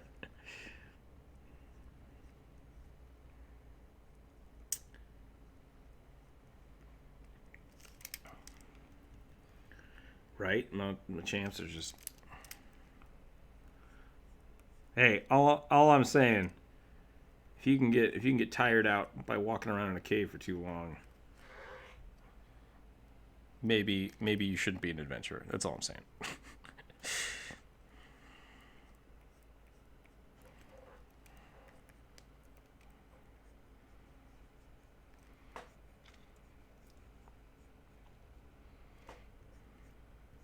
What?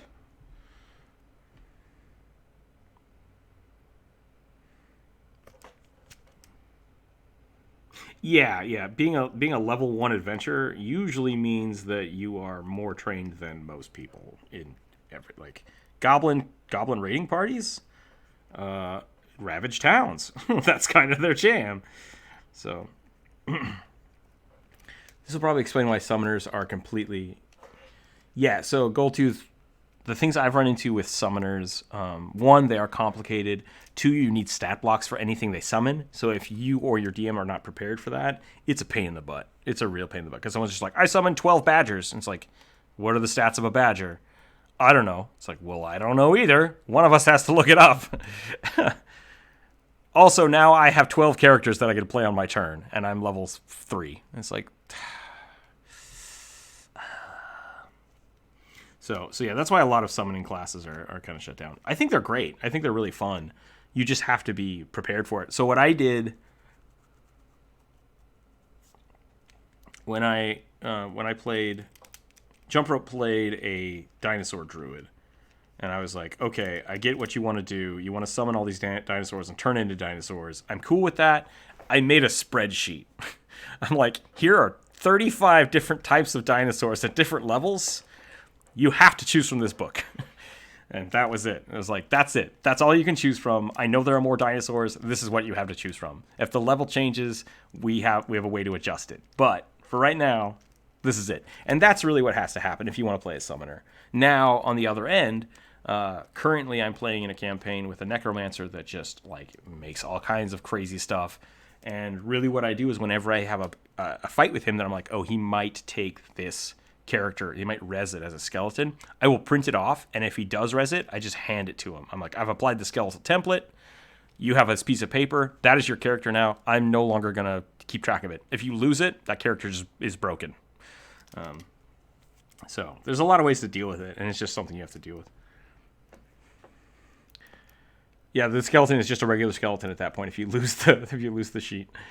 Probably explain why somebody. Yeah, so definitely, there's a reason that they get banned, and I understand that, and a lot of people just don't want to deal with it, and I think that's fine, especially if you have larger groups, because the people I'm playing with there, it shifts between 2 and 3 players, so having the extra skeletons isn't bad. It's actually nice to have that extra buffer, but if we ever get to 4 or 5 people, them taking a 10-minute turn is destructive, because then you have 4 other people that are just waiting and waiting and waiting and waiting. So whenever people want to play Summoner, I try to talk them into playing like the Eidolon model, where you basically are Iron Man or Sailor Moon. You just turn into your superpower. So yeah, there's a lot of fun stuff with that. I always find that Necromancers very annoying because they can get an army of undead while I'm just sitting here. Just my bow and arrows. And and it can take a long time. So I generally try to find ways to fast track it. What do you want your skeletons to do? Okay, roll all the dice at once. We're done. Moving on.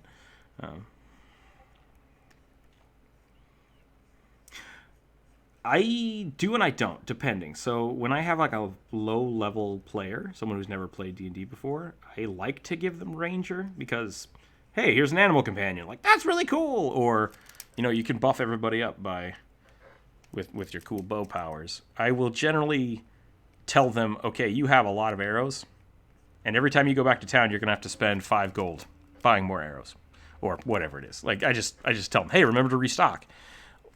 But when they start getting higher level, I will give them special arrows, and I will kind of wean them into understanding that. So it's like, you have 3 fire arrows, and I'll give them physical medium. So like, here's 3 poker chips. When you want to shoot those fire arrows, you have to give one of these back. And that has worked really well for me in the past. If you lose the poker chip, the arrows are gone.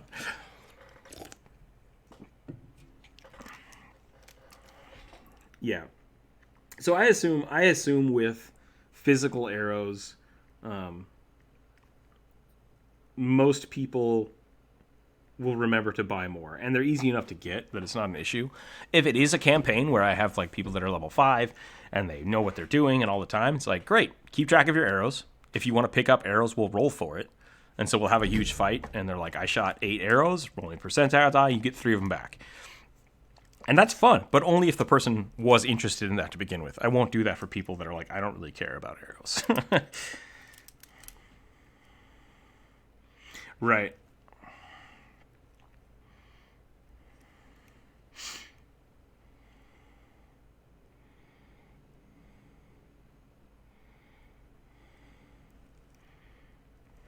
I rem I remember what's the game? Dark Alliance, Baldur's Gate, Dark Alliance back in the day. Maybe it wasn't Dark Alliance. It might have been Dark Alliance too. You had to have arrows. You had to have physical arrows. But my character's archer shot like 20 arrows at a time, just the way I built it. So I literally had to drop all of my gear and have my friend's like hold all my stuff, and then I would just spam craft arrows until I had my entire inventory full of arrows. I'm like, can someone hold 3,000 arrows for me? I don't have enough space. And so like halfway through combat, I'd just be like, okay, I need more arrows, and someone would just start like vomiting arrows on the ground. I'm like, I got it, okay, just machine gunning quivers of arrows at people at a time. And they tracked it, which was really funny. In that game, they tracked every arrow that was hit. So by the end of the boss fight, if we were fighting like a giant or something, its kneecaps would just be like solid blocks of arrows because I hit it like 1,000 times. Yeah. If you haven't seen Dark Alliance, it's a really good game. It's older now. I don't know if they've made it released it on Steam or anything, but super good game. Not sponsored. I mean, that is D&D content right there. Yeah, I think they're coming up with a new one, to be totally honest. No, I think they're coming out. I think there's a Dark Alliance. I don't know if it's a remake, but I think I read something about a Dark Alliance game in the works right now, which is different than the Baldur's Gate game. But maybe not. Maybe I was wrong. Maybe they tricked me, and it is just the new Baldur's Gate game, which I'm super excited for. But definitely a different play style. I will be. Dark Alliance was a dual stick shooter. It's like it's like Diablo. I'm totally gonna get Diablo, and so nice. If I do get Diablo, that could definitely be a Patreon reward. Playing, or I'm sorry, Baldur's Gate. That could definitely be a thing we do on the stream. Yeah. I actually don't know. Like that's kind of the weird thing because I started years ago. I started a YouTube gaming channel, so I could do that with my friends, and that was really fun. But it wasn't successful by any means.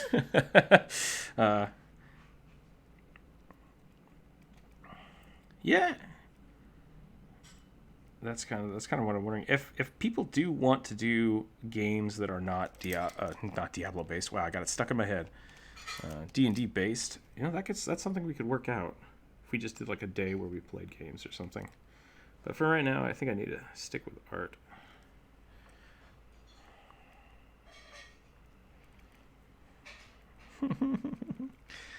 Baldur's Gate 3 is coming out, yeah.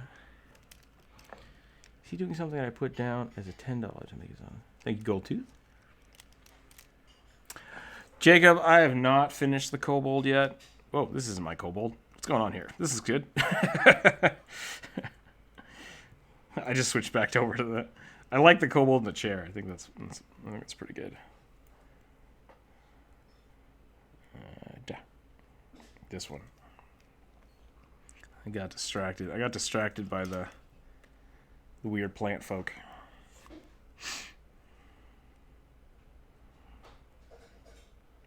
Yeah, I was not able to Kobold today for some reason.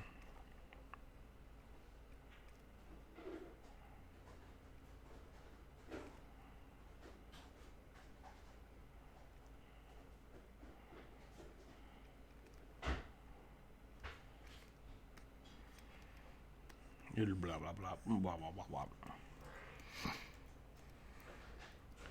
Forest dryads, I guess. That could be an interesting way to look at it.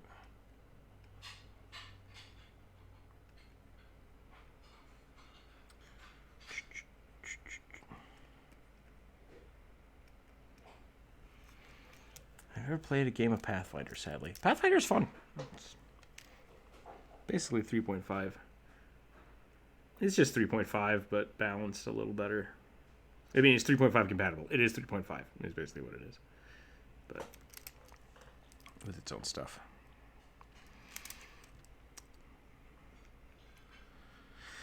Yeah, that's a good question. So I was talking about starting the D&D game. I don't know if I should do... so joining the game, I think is going to be a bugbear and up, so $5 a month.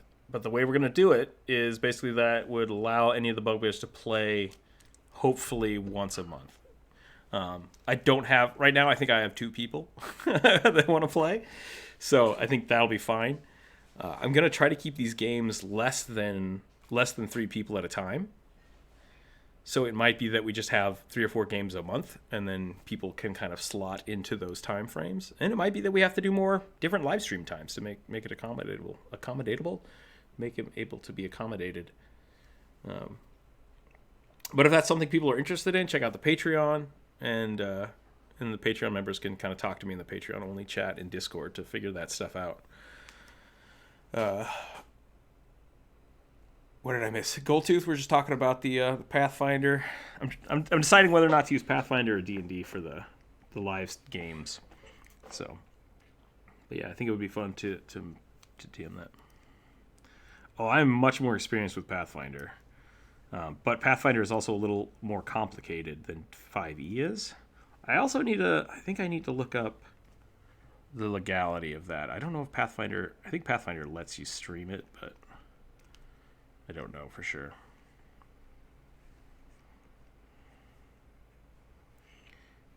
Yeah, and it might be something... I think I might just end up, at the end of the day, kind of...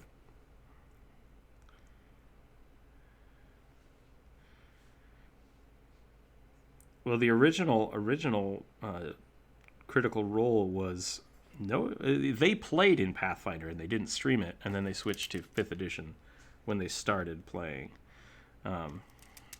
And I don't know if that was because of legal reasons, so I need to look that up before I do anything else. But at the end of the day, we could just play random tabletop game, and my rule goes. So,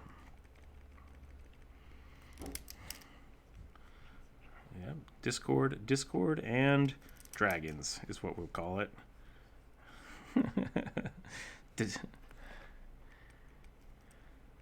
Dream Park. I do not know what Dream Park is. Dream Spark? That's a convention, isn't it? Okay.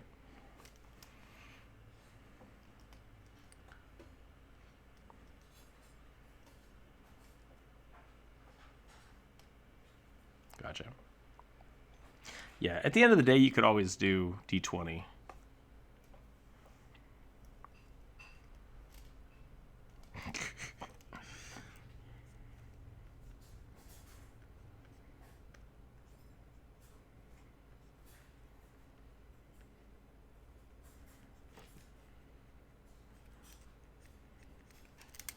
Is that part of the Apocalypse playset?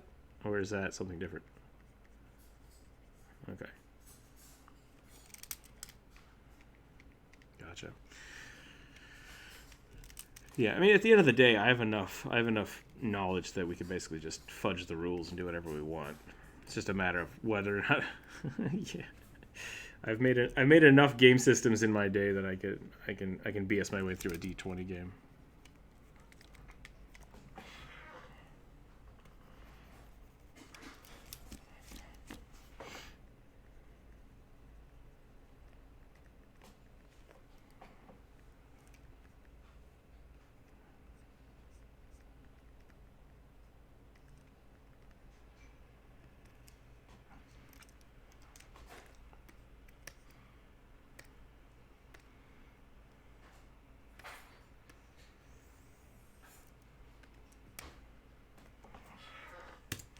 All right, Goldtooth, there you go.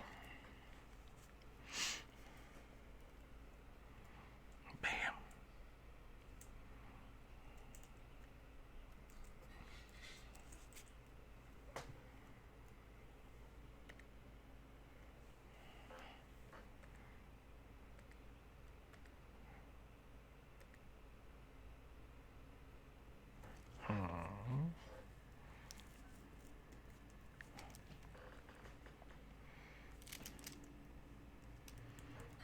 Hold on. It's the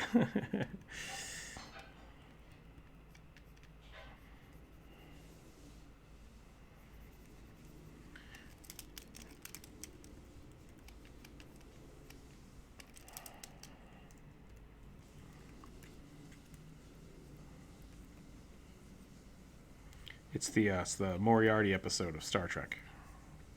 Is what that is. Nobody gets Next Generation. Watch Next Generation. That's a good show. You know, I think that's actually a reoccurring episode type. I think that might have happened in Voyager 2.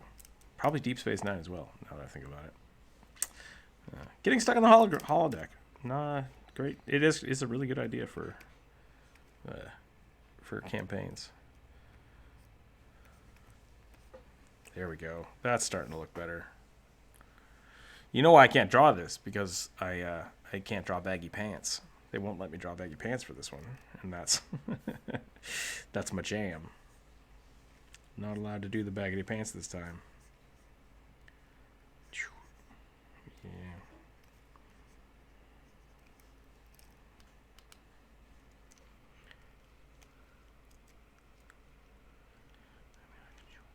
But I need to read the rules. Yeah, Goldtooth, I will try to figure out a way to set up rule and such for that. But yeah, I think it's going to be low level. I'm going to start everybody at level 1. So if you're new to D&D and you want to try that out, it might be a good way to get introduced to it. Just give me $5.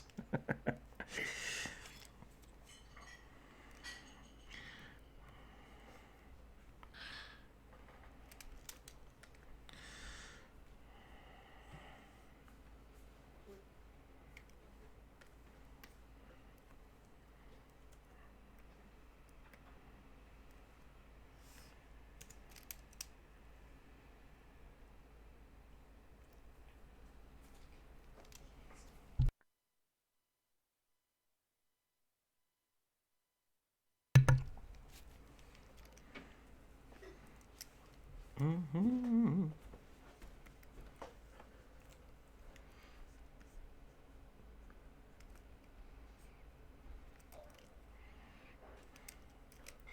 Welcome to the Discord chat, whoever just jumped in. I'm not sure who that was.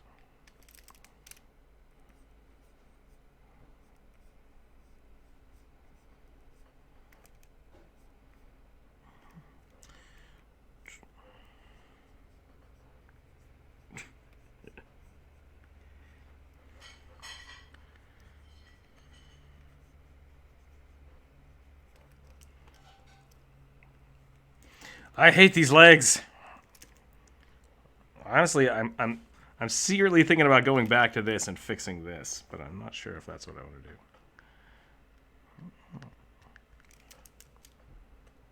Give him a treadmill.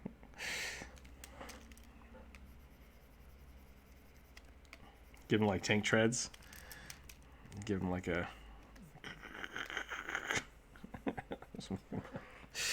big tank treads. That'd be pretty funny. Great show. Okay, let's keep doing this. Let's keep doing this. Let's see what I got going on here. I'm just not happy with this yet. I just haven't spent a lot of time drawing them. That's really all it is. All there is to it. I need more practice. No, just don't draw feet that often.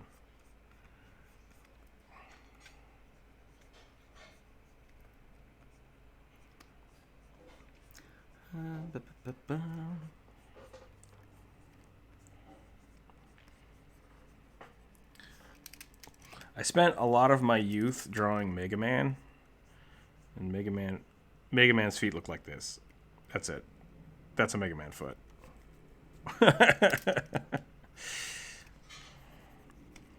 So, oh, that's why I had to have that hand that way too, because I needed to show off the ring of protection. So we got a ring of protection here.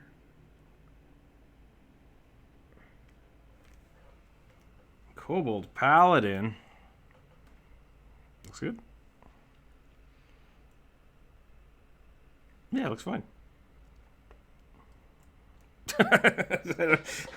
I don't.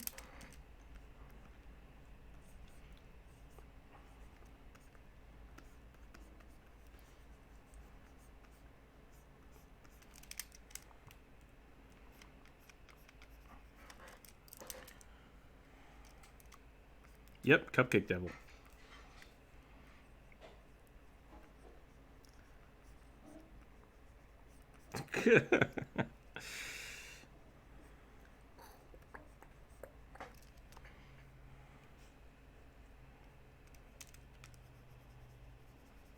I think you have to make that decision yourself. I think that's kind of the whole point of profile pictures, is that they define you.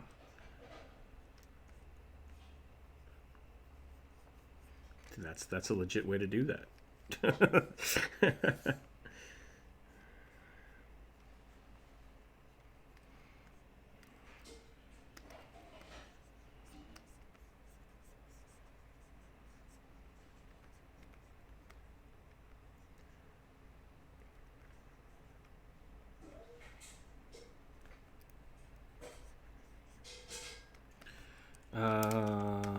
Do you want to expand upon that, or is that just a blanket statement?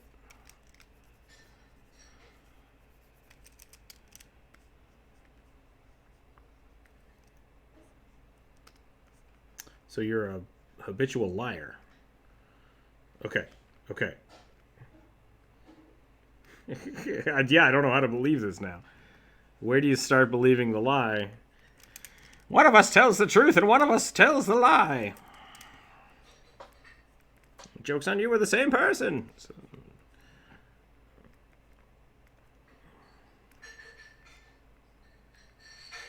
if you both tell truths and both tell lies, you're basically just a normal person.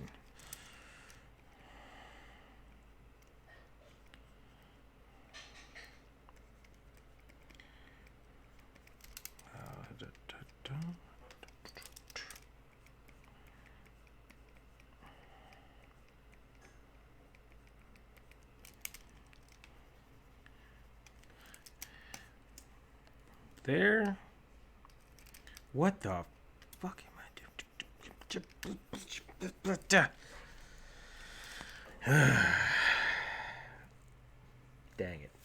Dang it. This is so frustrating.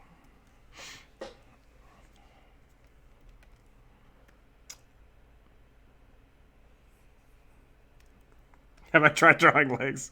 Are you watching the live stream?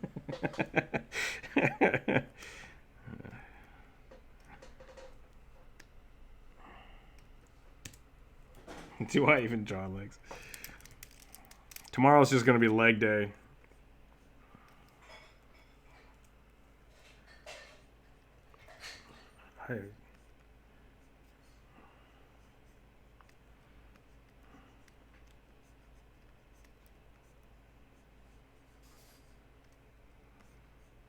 That sounds like a personal choice.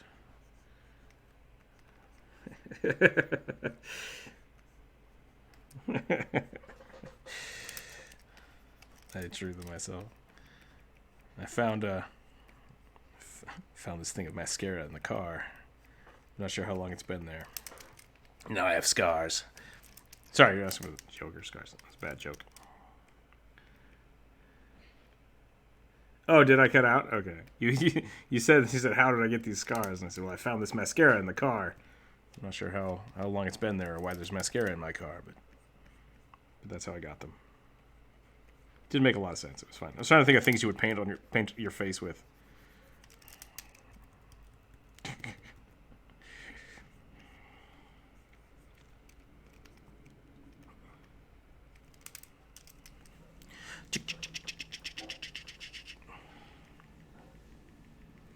What do finished jokes sound like? What?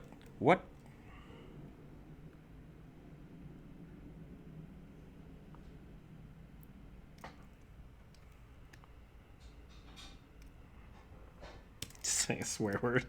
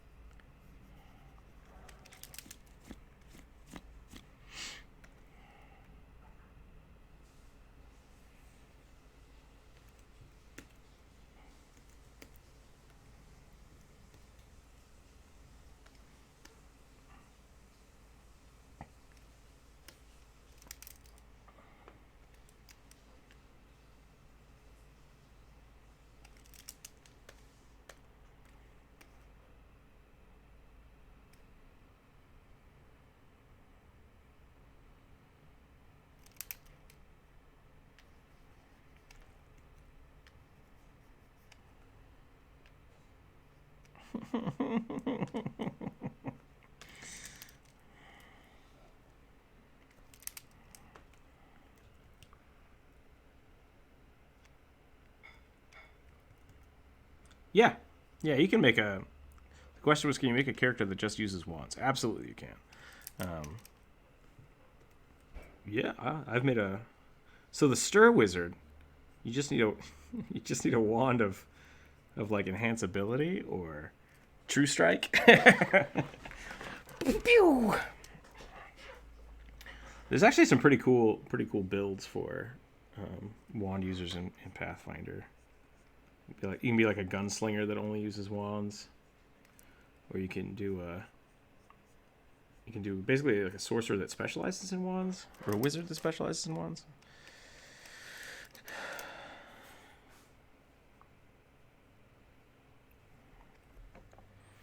Should just make a Koboltar.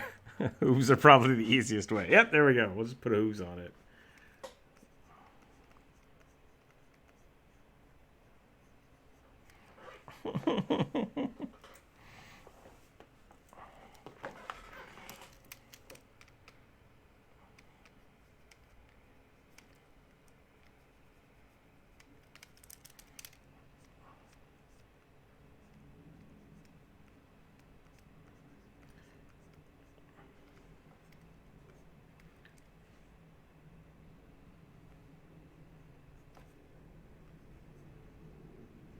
Have you tried using the access? Yeah.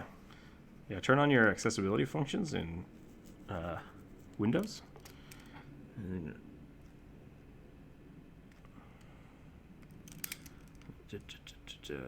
Push the little button that looks like a Windows key. Get the... If you would... Okay.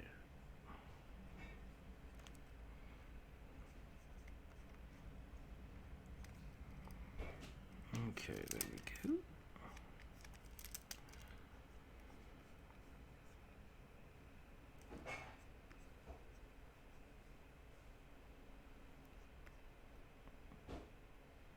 DMX, that's how we deal with depression here in the United States.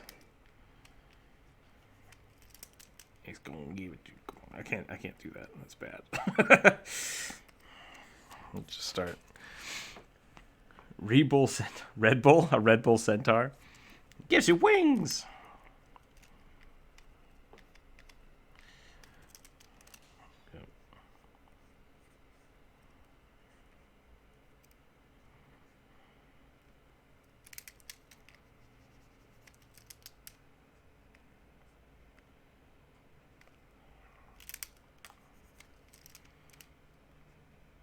Oh, is that how Red Bull commercials work?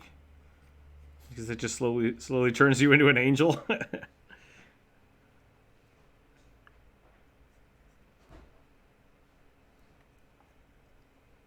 That's a frog foot. I don't know why I just drew a frog foot.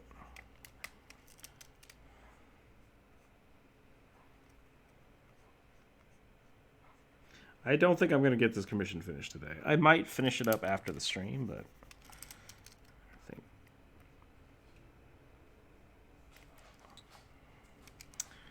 as of right now, no. No, it's not. So...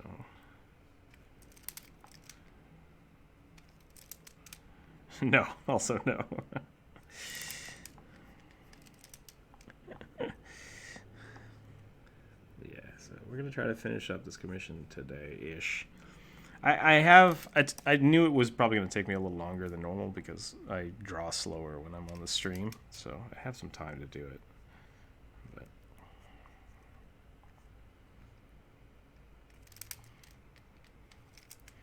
that's kind of the point.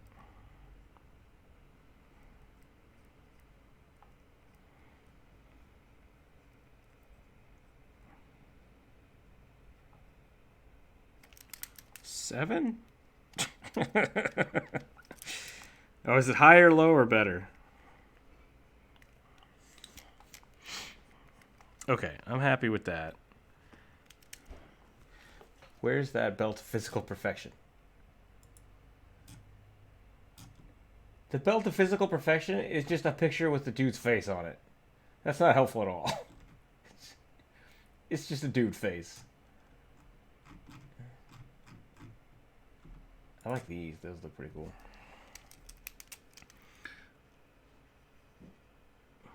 I'm so good. Would that even work on a kobold, or would you have to have like a kobold face on it?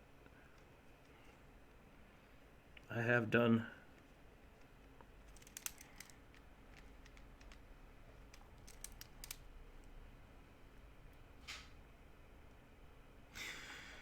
Yeah, I think in my mind you can really make magical items look like whatever you want, but it's just the dwarf beard on your face. Dwarf belt. Dwarf of Belvin kind? Belt of Dwarven kind. But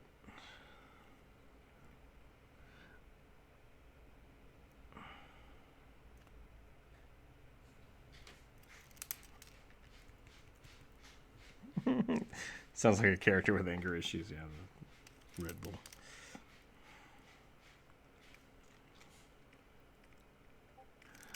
A beholder skull as a belt? That'd be pretty cool.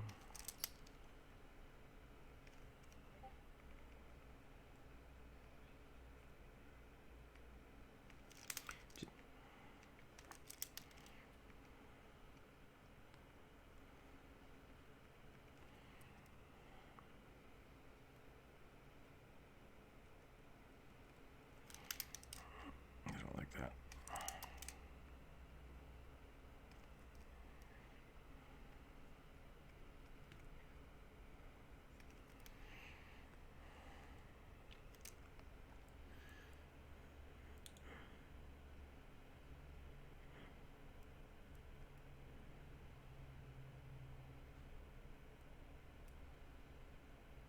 Depends on the 20 character. Woo!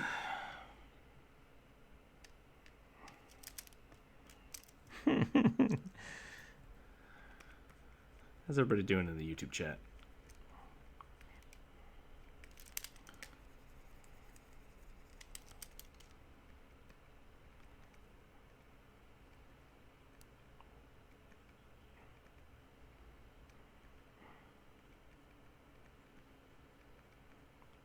What is that? Is he squeezing a puppy? Aha. Please.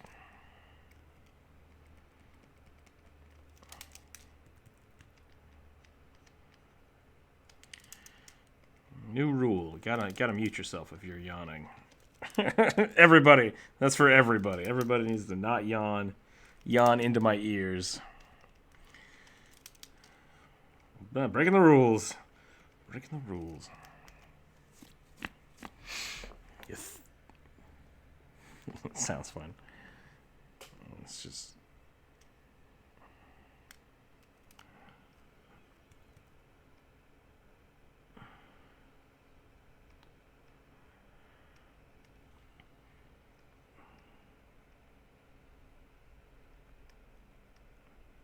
Yeah, people are making weird noises into the mic. I think trying to purposefully drive me insane, which is not cool. No, it's fine. I mean, I just have the speaker, a centimeter from my eardrum, so it's fine. You guys can make all the horrible noises you want. It doesn't affect me at all. I don't need that stuff. Jesus.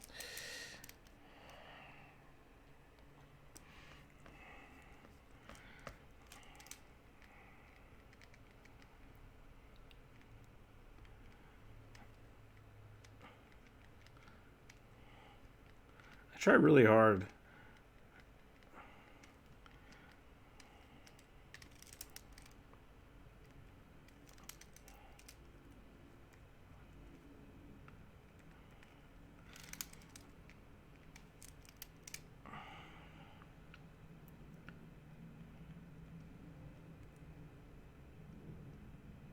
Let's do this.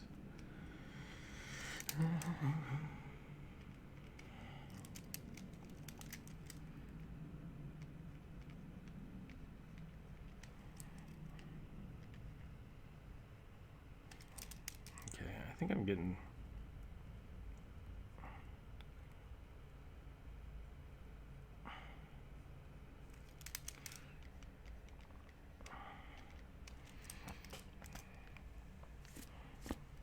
Okay. Do that.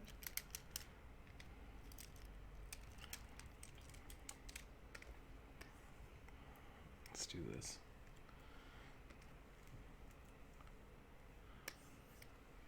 See, actually, I think I can make this a lot better. I'm gonna work on this now. I like how we were talking about how everyone was screeching into my ears, and then now everyone is just screeching into my ears, so that's cool. Thanks. Thanks for that. Let's do this.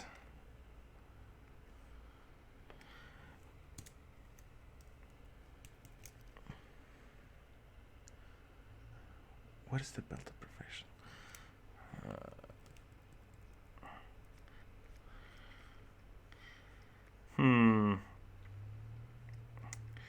There's this weird phenomenon where people will say, like, this is the most horrible thing in the world. It's terrible. I hate it. Let me tell you about it.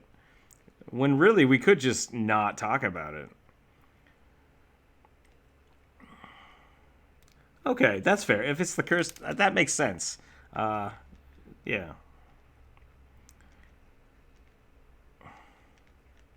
It's like the Ring.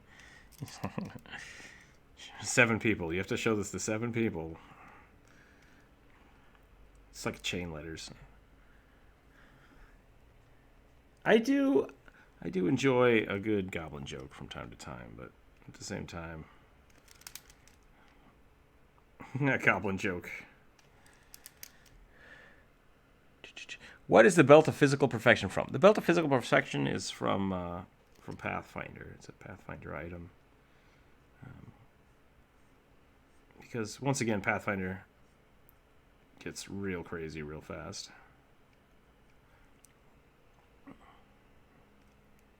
Say that again? It does not. So, the Belt of Physical Perfection increases strength, dexterity, and constitution, I believe. And then and then there's a headband of perfection. What is it called?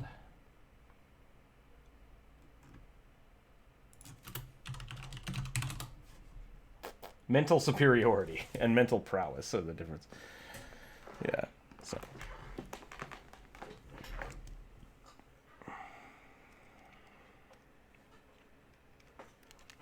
Correct. Yeah. So it gives you wisdom and charisma. That's correct.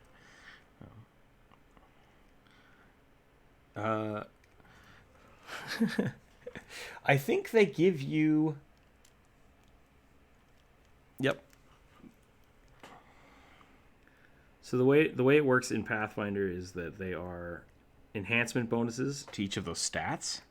So you can't wear 2 things that give you strength bonuses. And so that's... Since they give different bonuses, you can wear 1 of each. Yeah, and that's kind of like, that's end game level stuff for Pathfinder characters.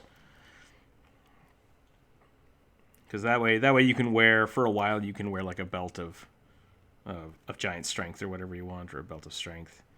And then... is there anything better? That's kind of... depends on your character. But that's like, that would be... You could get a level 1 or a level 5 version that would give you +5 to all of those stats. I think that's probably the best. Yeah. Yeah. Mind you, that belt, let's look it up real quick. I guess the headband for a plus... Oh, you can get +6. Costs 144,000 gold. So you could basically buy a country. Yeah, you could basically buy a country for that amount of money. So, yeah, that's how.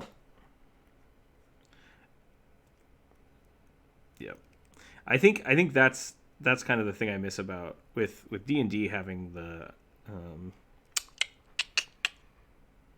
attunement system. I totally get why they did that, and I respect that. But I do miss the kind of weird stuff you can do with the old rules.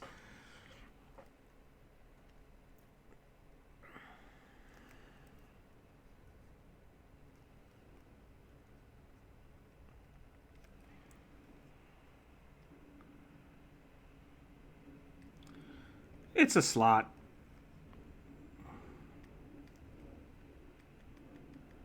Three.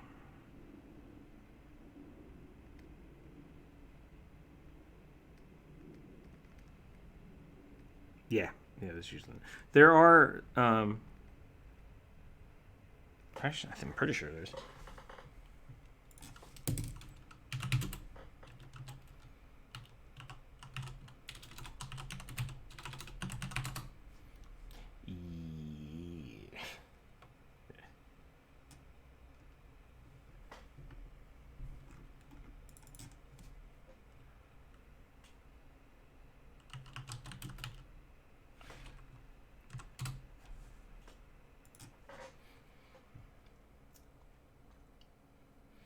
Well,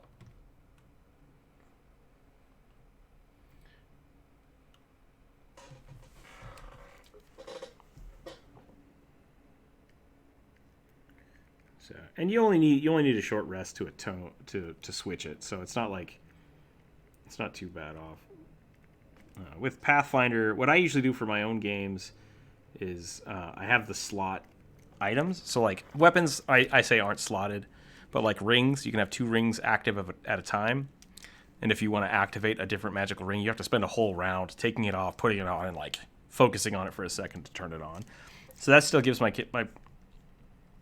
Yeah, exactly. So you have 10 fingers, 10 rings you can wear, but only 2 of them you're basically able to focus on to use their magical abilities. If you spend a whole round like, I need to use this ring now, I'm fine with that, because I think that can be a really fun way to play it. If you're willing to sacrifice a whole turn to say, I want to use my Ring of Levitation in a round, cool, do it. But it just takes, I feel like it takes that kind of like mental stop to like, okay, I don't get to use this ring.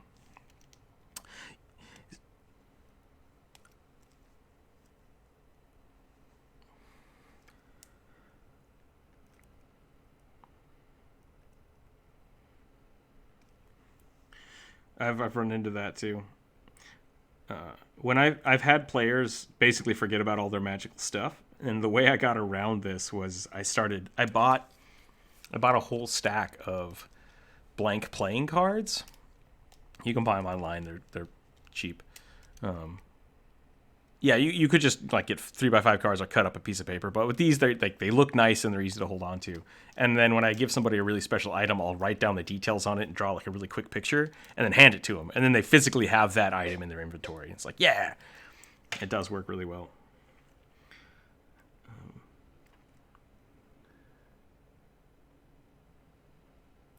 Yeah, the digital medium is kind of the downside to that.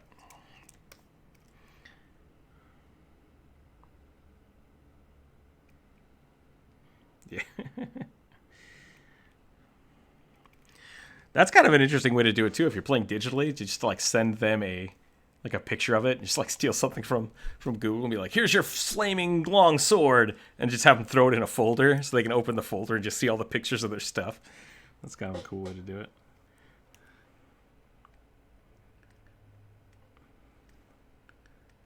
Hire someone to draw some sweet pictures.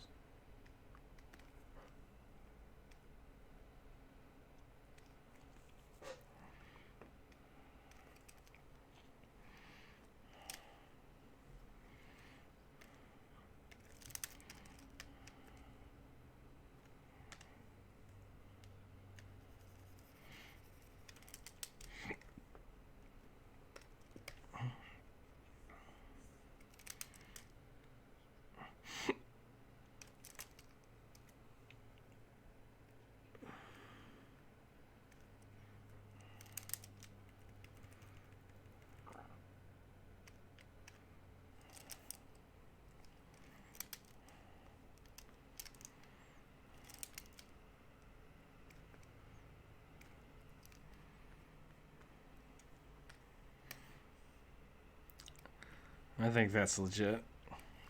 Hey.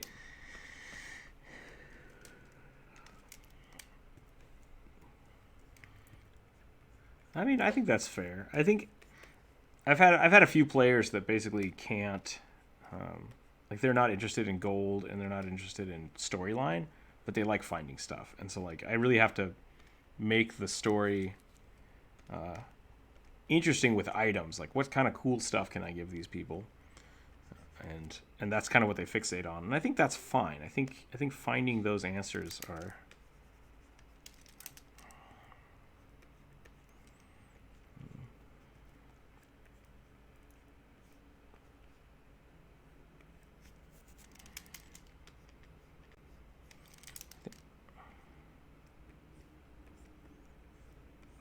Oh, yeah, that's a brilliant weapon. Those are pretty sweet. Those exist in D&D. uh,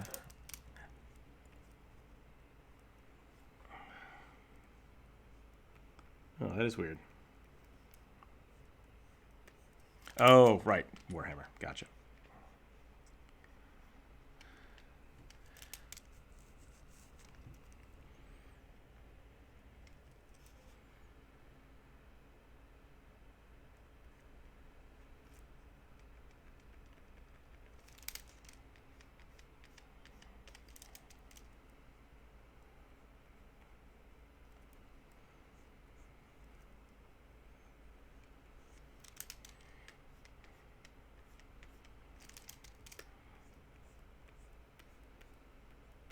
Sure.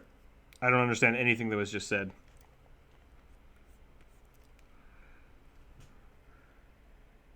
Oh.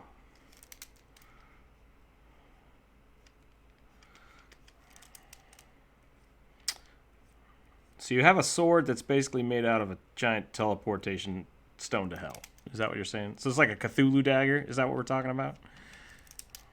All right. That sounds not fun.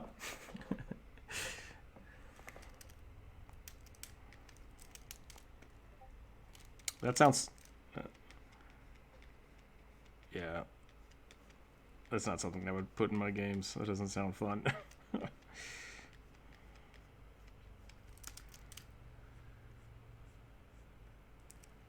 Turned you into a... I have a really bad issue with random stuff.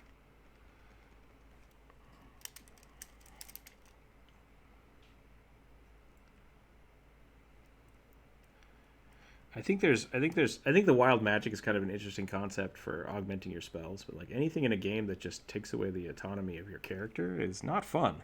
It's like I just spent all this time making my character, and now you're just like, oh, you're a werewolf, and you can't use any of your moves. It's like I quit. I'm good. I give up being an adventurer and I go home.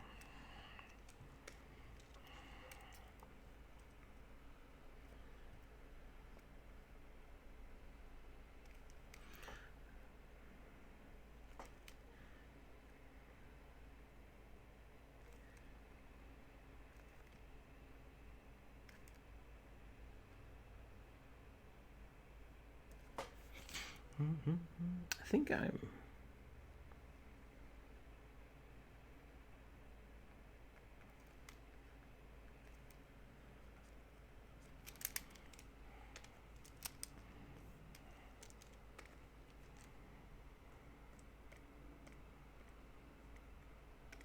Yeah, same here. I've had a lot of characters not survive.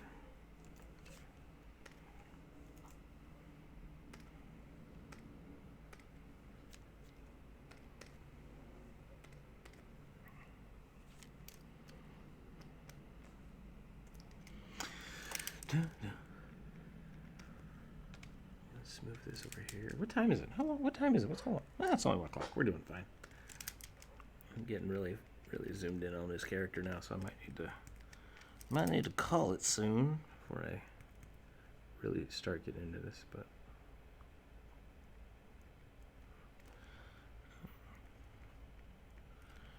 I don't know if I want that to be floofy though. I think I'm gonna try to make it straight. I'm gonna do this. I'm gonna do that. Yeah.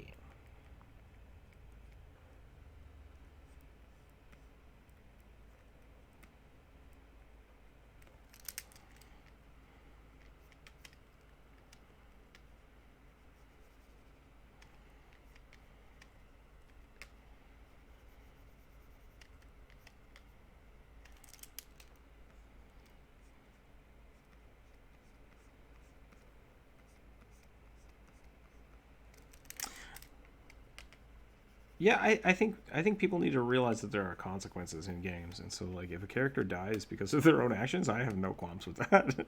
It's just like, oh, you want to fight a dragon? Okay, let's fight a dragon. Oh, you died. Sorry.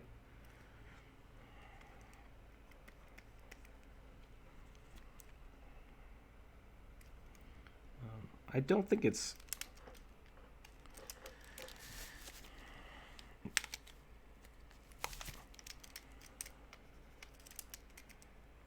I think something that the other part of that though is that I will not put things into my games that I know are just there to kill people. Yeah, so like any NPC I put into the game, my players could absolutely decide to kill, try to kill, and would change the storyline, and that's fine. No, no, no. I mean, I will always have a chance for people to win, but there are characters that I'm like, this character is super tough. You don't think you could take this guy, but I will always give them the option to, and I think that's important. I've played a few games where people are just like, oh, that's dumb. No, you can't do that. It's like,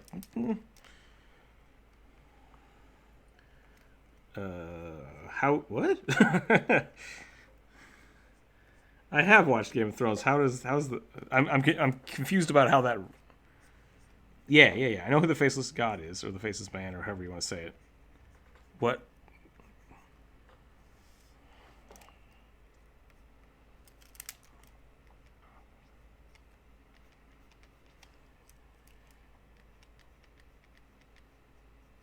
Gotcha. Okay, yeah. So just the way you describe people is important, but there's a lot of people that if you're throwing stuff in your game where your characters just can't deal with it, and you just roll with that, that's that's kind of it's a hard thing to learn how to do. Yeah, playing Cult of Cthulhu, that is a fun game.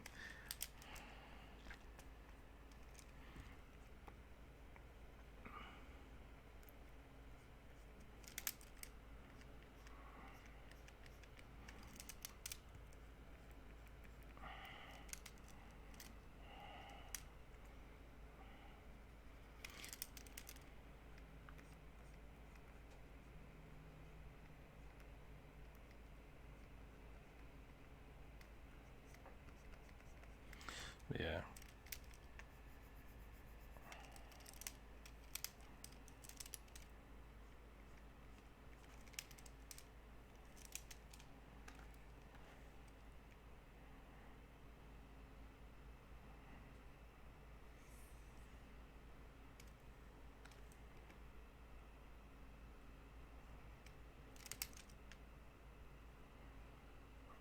yeah.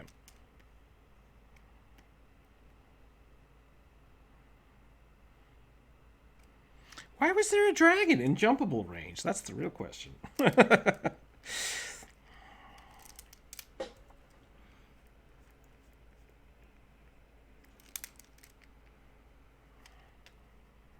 Gotcha. I probably would have fight that too.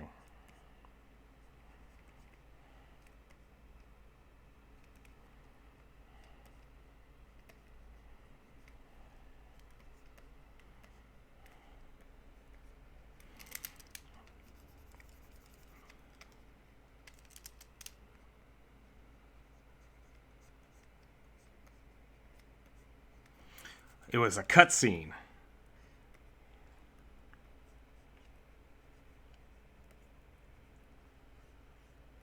Yeah, that's a bummer.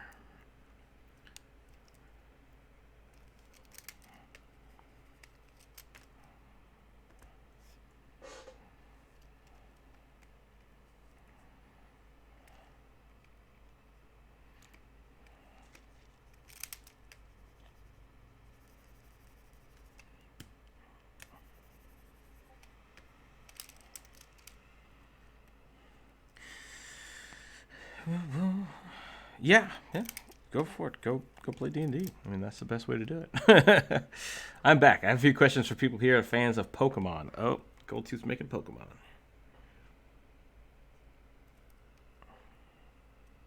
Yeah, there's a few things online that I think people have already set up, so I would definitely start there if you want to do that kind of thing. It is a mace. Yep. Yes, it is.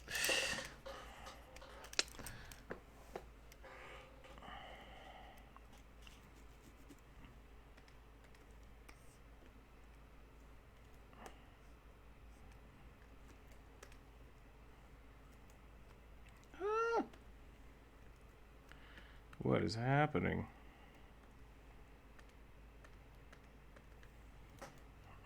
What the hell is going on?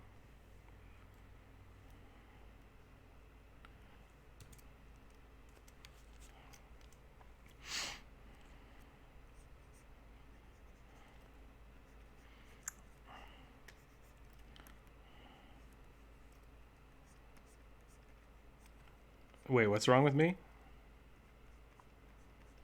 What? Yeah. I had something selected that I wasn't supposed to have selected, so. Probably a pixel somewhere. And now I'm drawing on the wrong layer. So there's that. I think I'm probably going to call it. I think I'm stressing out about this leg. I've been drawing this leg for like an hour now, so I'm gonna walk away, come back after lunch. Thanks for hanging out, everybody.